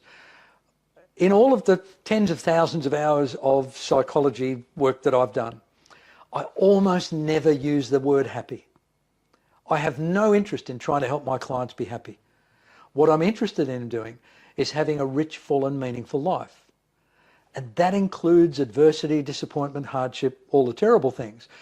But if you manage to get a handle on the way your brain works and influence it in a functional, optimistic, future-oriented, solution-oriented way, you end up having a richer, fuller and meaningful life almost inevitably.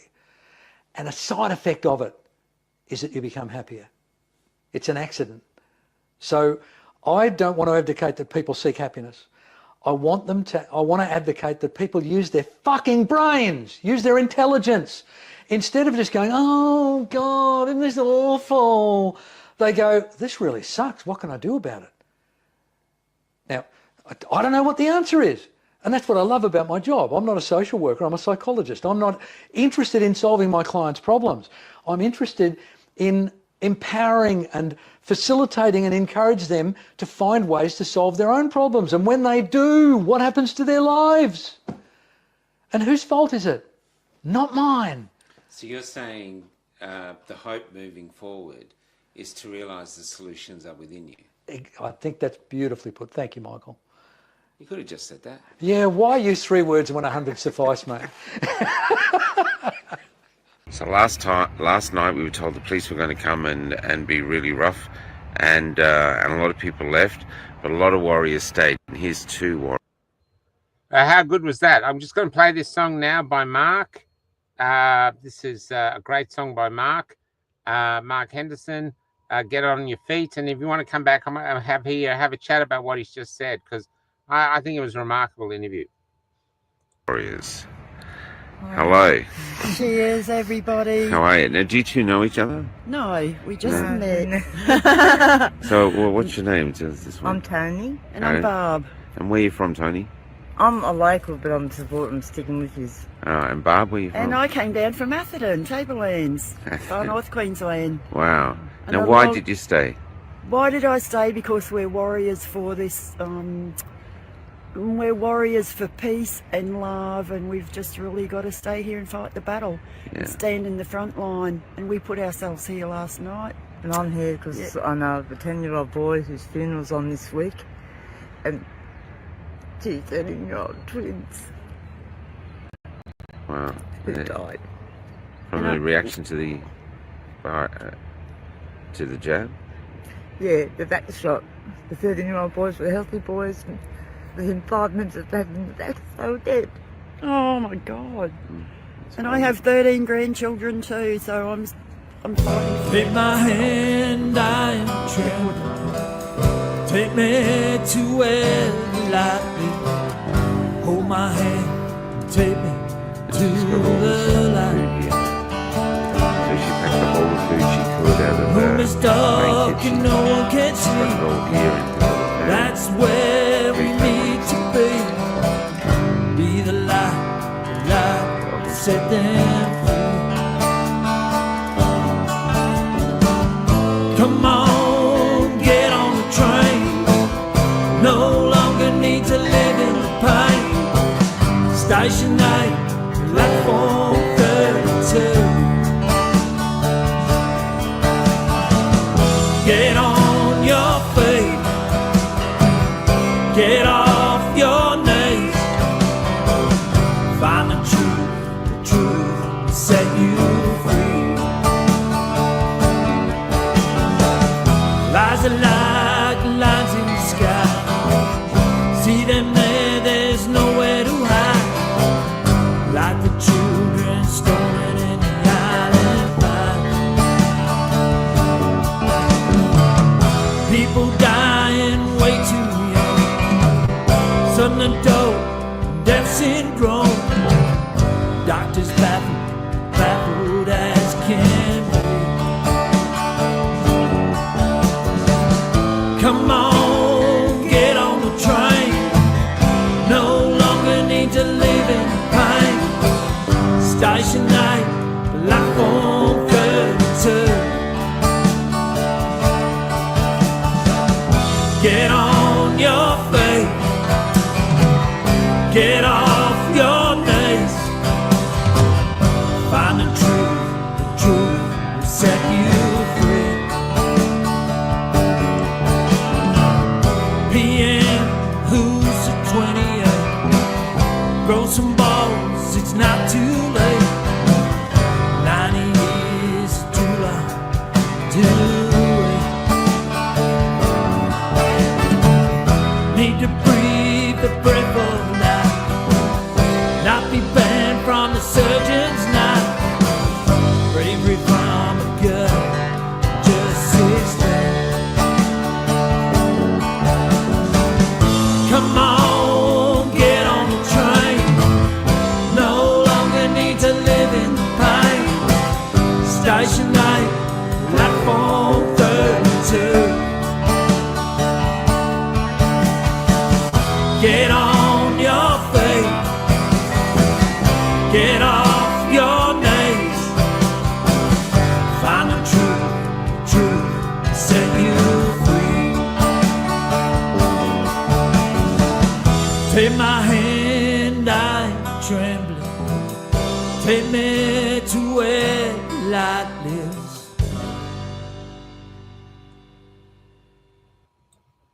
That's a great song, great memories. So, everybody, what did you think of Lindsay? So we had him on with me and Paul, talked about AI, but tonight we had those interviews, and I did screw up. One of them was supposed to go at the front, but so I'll have to fix that up, and probably has to be a bit louder. But anyone want to chat? I did like this comment from Ben Clifton. Ben, if you're still watching, I'm really glad you liked it. Let's go. Let's go from Jung to God. This guy rocks. And I was thinking exactly the same. Yeah. Yeah, thanks, Kerry. Yeah, what isn't he amazing? So yeah, hopefully we can get him to come on more often. You know, I think he'd be a great just for our maybe challenging the way we think. And I think that's one way we can grow, because we're at the moment we're in a stalemate. We're not nothing's really working wonderfully. You know what I mean? I know there's a lot of truth coming out, but yeah, I'd just be interesting to get something, a new strategy, new game plans and stuff. And so I think Lindsay is great for those sort of thoughts, you know. Gabrielle Van Gerven. Now, someone was commenting that I was doing the comments too quickly. I am sorry for that. That was someone I didn't recognize, so I am sorry. Just sometimes the comments come in so quickly, I'm trying to keep up with them. Oh, thank you, Carmen. Oh, you're a Canadian gal. Oh, wow, Carmen. Where in Canada are you? We interviewed Dr. Mackus the other day, another great Canadian. It helps to have someone of his caliber of knowledge. Yes, Gabrielle. Yes, it does. Jason McCormick. That's why you guys. Yeah, I've actually met Jason. I've met Jason. I was surprised when he came in because, no offense, I thought he was really funny.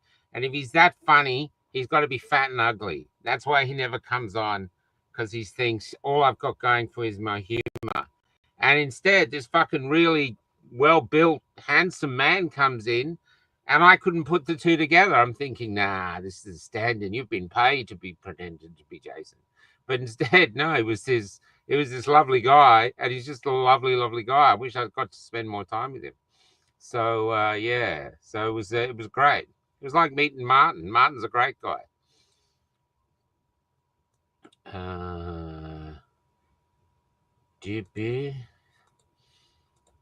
Clark, how are you, Clark? Hey, how are you? Thanks for coming to see me in hospital, Clark. It was great to see you. It was great. Is anyone hearing me? Am I talking to myself here? I mean, if you guys are all happy over there, I'm just going to get my joint back off Kelly and get back to my own Michael party.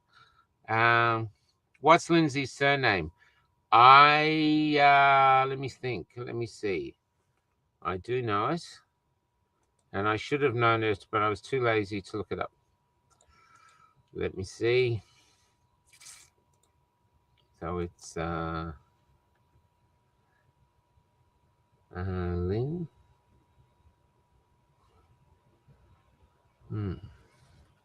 Was it Lynn?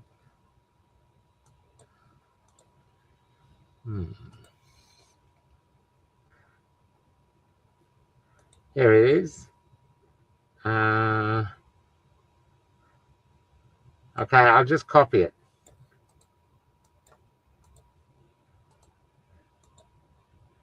Okay.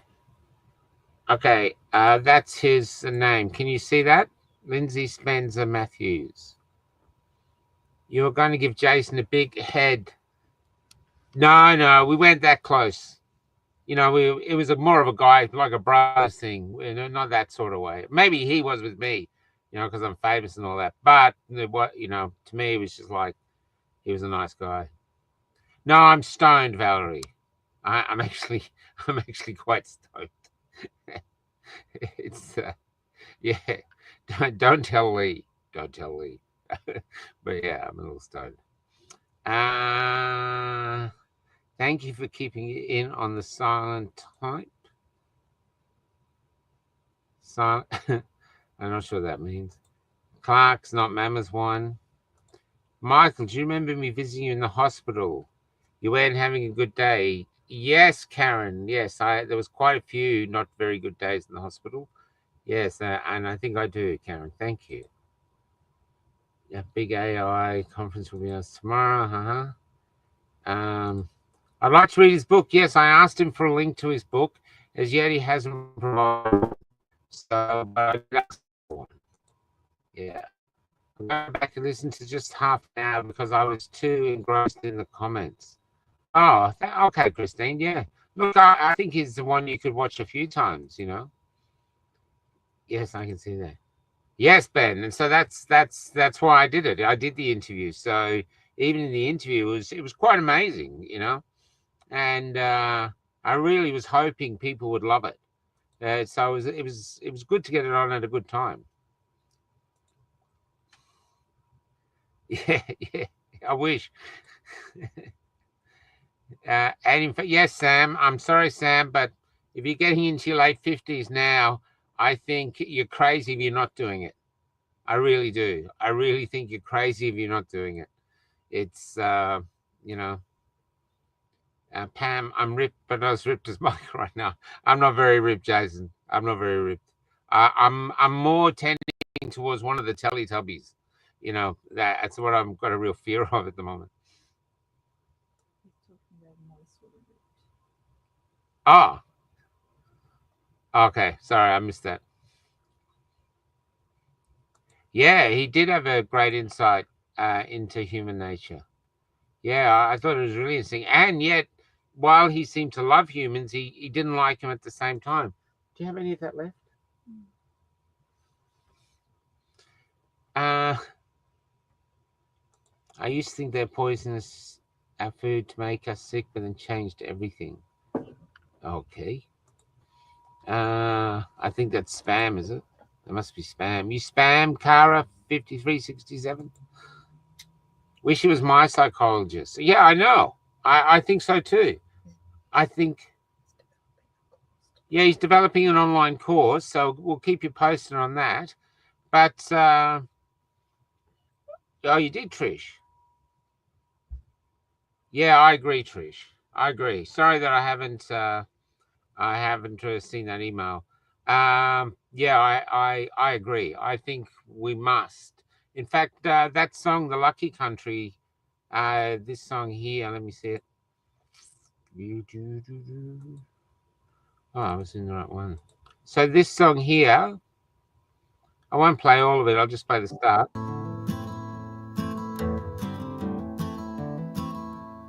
When I met Jesus Christ, he was almost 10 years old. Jesus Christ. So that song now, so that's I wrote the lyrics or the structure of the lyrics and the structure. And then AI's put the music to it with me trying to pick what genre and stuff like this. So it's really a collaborative effort. But it works. I'm sorry, but it works. Works so much that today we reached out by a Canberra radio station, just, one of the local ones, I guess.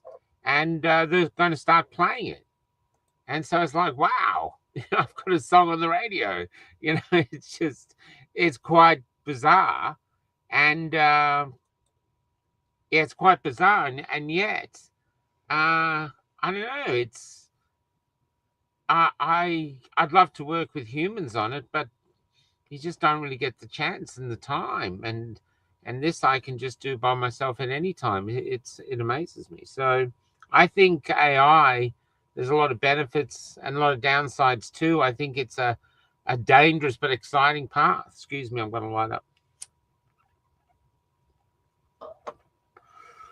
Yeah, exciting,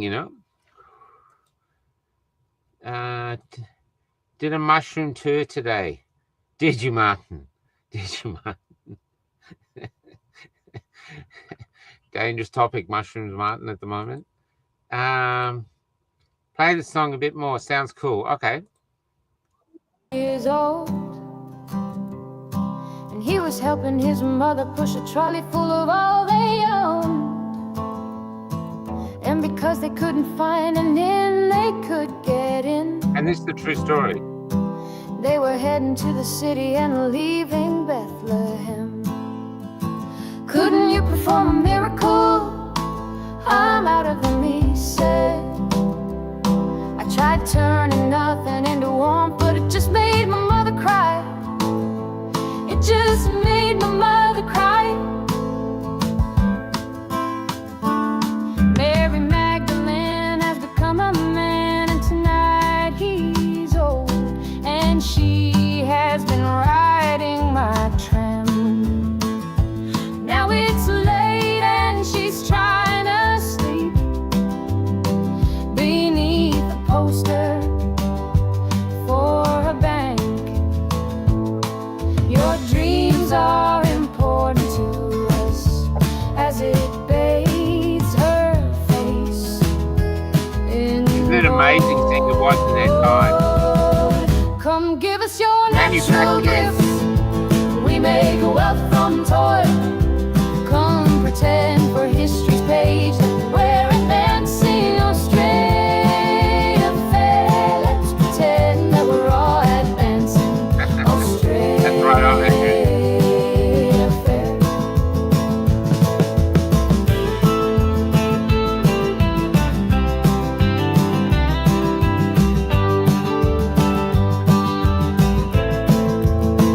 Back down the road I found the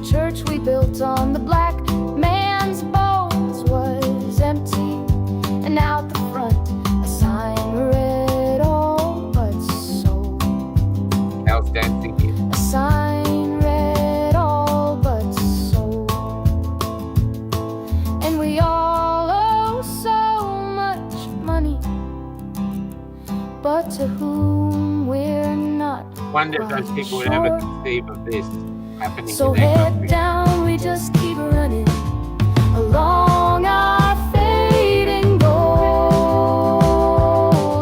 shores.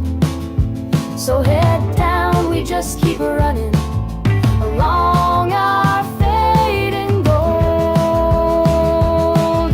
shores. Come give us your natural gifts. We make wealth from toil. Come pretend for history's page that we're advancing Australia fair. Let's pretend that we're all advancing Australia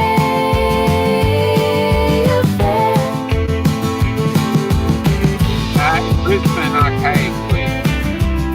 The other footage is Joel Gilmore's, Joel and Rookshire.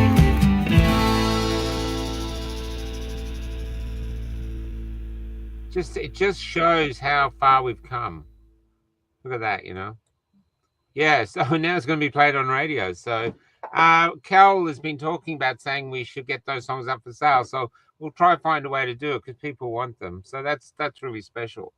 But talking about today, though, with the psychologist, I just thought he was interesting how he said we should talk to the other side, you know.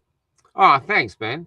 And how we should ask questions of the other side, his Socrates whatever approach.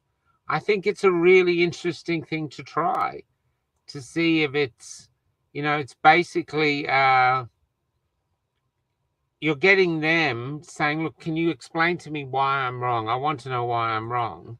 And then when they go to explain why I'm wrong or why you're wrong, yeah, they either realize, wow, I can't actually I don't have an argument. And so it suddenly wakes up in them that maybe they could be seeing things wrong. So instead of you trying to show them the wrong, they realize the wrong from inside is what you're hoping for them to achieve. So, yeah. Hey, Jennifer, thanks. Okay, I'll leave it with me. I'll try to figure it. But there's, I think that's interesting. I think it's like, let's all have, you know, this is our action plan for tomorrow. We'll meet up again in 4 days and we'll say, who managed to question anyone without, you know, sort of alternate questioning? See if we turn the tide in the war. Something's happened in Ipswich. People have started questioning it, spreading out in Melbourne. They're murmuring in Sydney. They're rioting because they've all started asking questions. What happened? Oh, it's all been traced back to a talkback show on Cafe Lockdown with a stoned host and a load of ratbags who aren't in bed for some reason. Yeah. Hey, Paul, how you doing, man? That's right. That's right. Yeah, that's right. That's right. Yeah. All right. Boom. Now, two secs. Just talk amongst yourselves for a sec.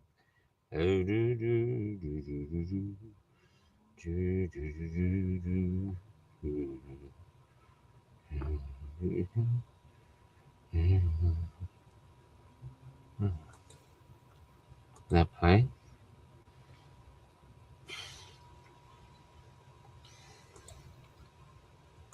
Anyway, I'm going to go now. I'm going to go and be with Mubble Man. And but I just want to thank Lindsay for how fantastic it was to do that interview, man. A privilege. And so I hope to work with you again if you're still watching. But that I thought it was fantastic. A really interesting voice and thoughts. And thanks to everyone else. And have a great night, whatever you're doing. This is a new song put to music, so it's just new. And what it's based on is years ago I was a tram driver, and a young man got on my tram, and he was standing to attention and doing all these strange things, and he was really drunk and he was really sad. But he was an Afghan veteran, and he told me his story about being an Afghan veteran. And so I wrote this for him as though I'm a police officer. And so this is it. So this is something new. It's called Forgotten Wars Breed Forgotten People. So anyway, good night, everyone. And I'll see you soon. And thanks for watching tonight. That was a really special interview. I'm really glad it moved a lot of people. And it's I've really been reinvigorated by it myself. Take care.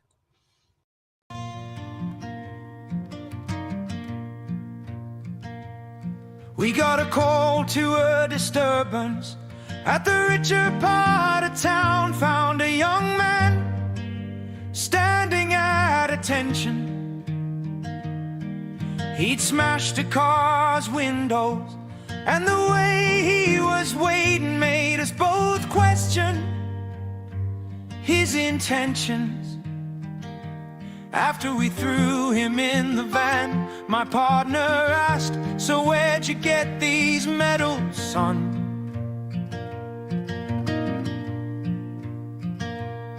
"They're mine, sir," he whispered, as he glared into the nowhere I was in, Afghanistan.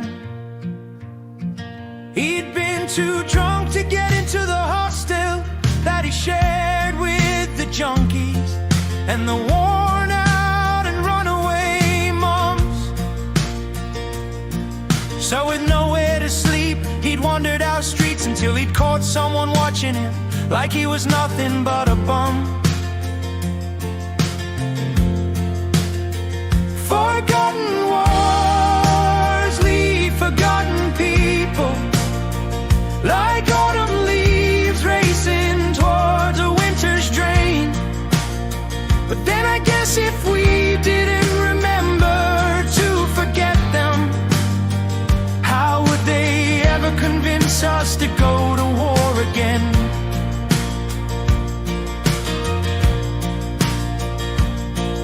I could see that he was a round peg, trying to fit into a square hole, but the empty corners were still too loud. I asked him what it had been like over there, but despite being locked up, it was clear he was just too proud. So he called his ex-co, who said he's lost too many mates and most of them over here. You see, it doesn't matter how far they run, not everyone gets to come home from Afghanistan.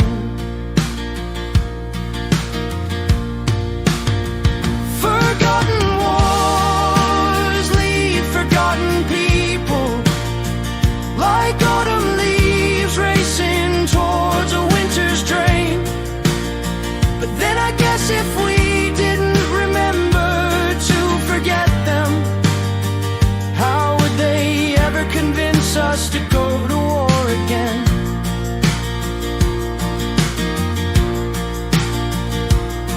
I went to see the vehicle's owner to try and plead his case, but all she said was, "Look at my cleaner."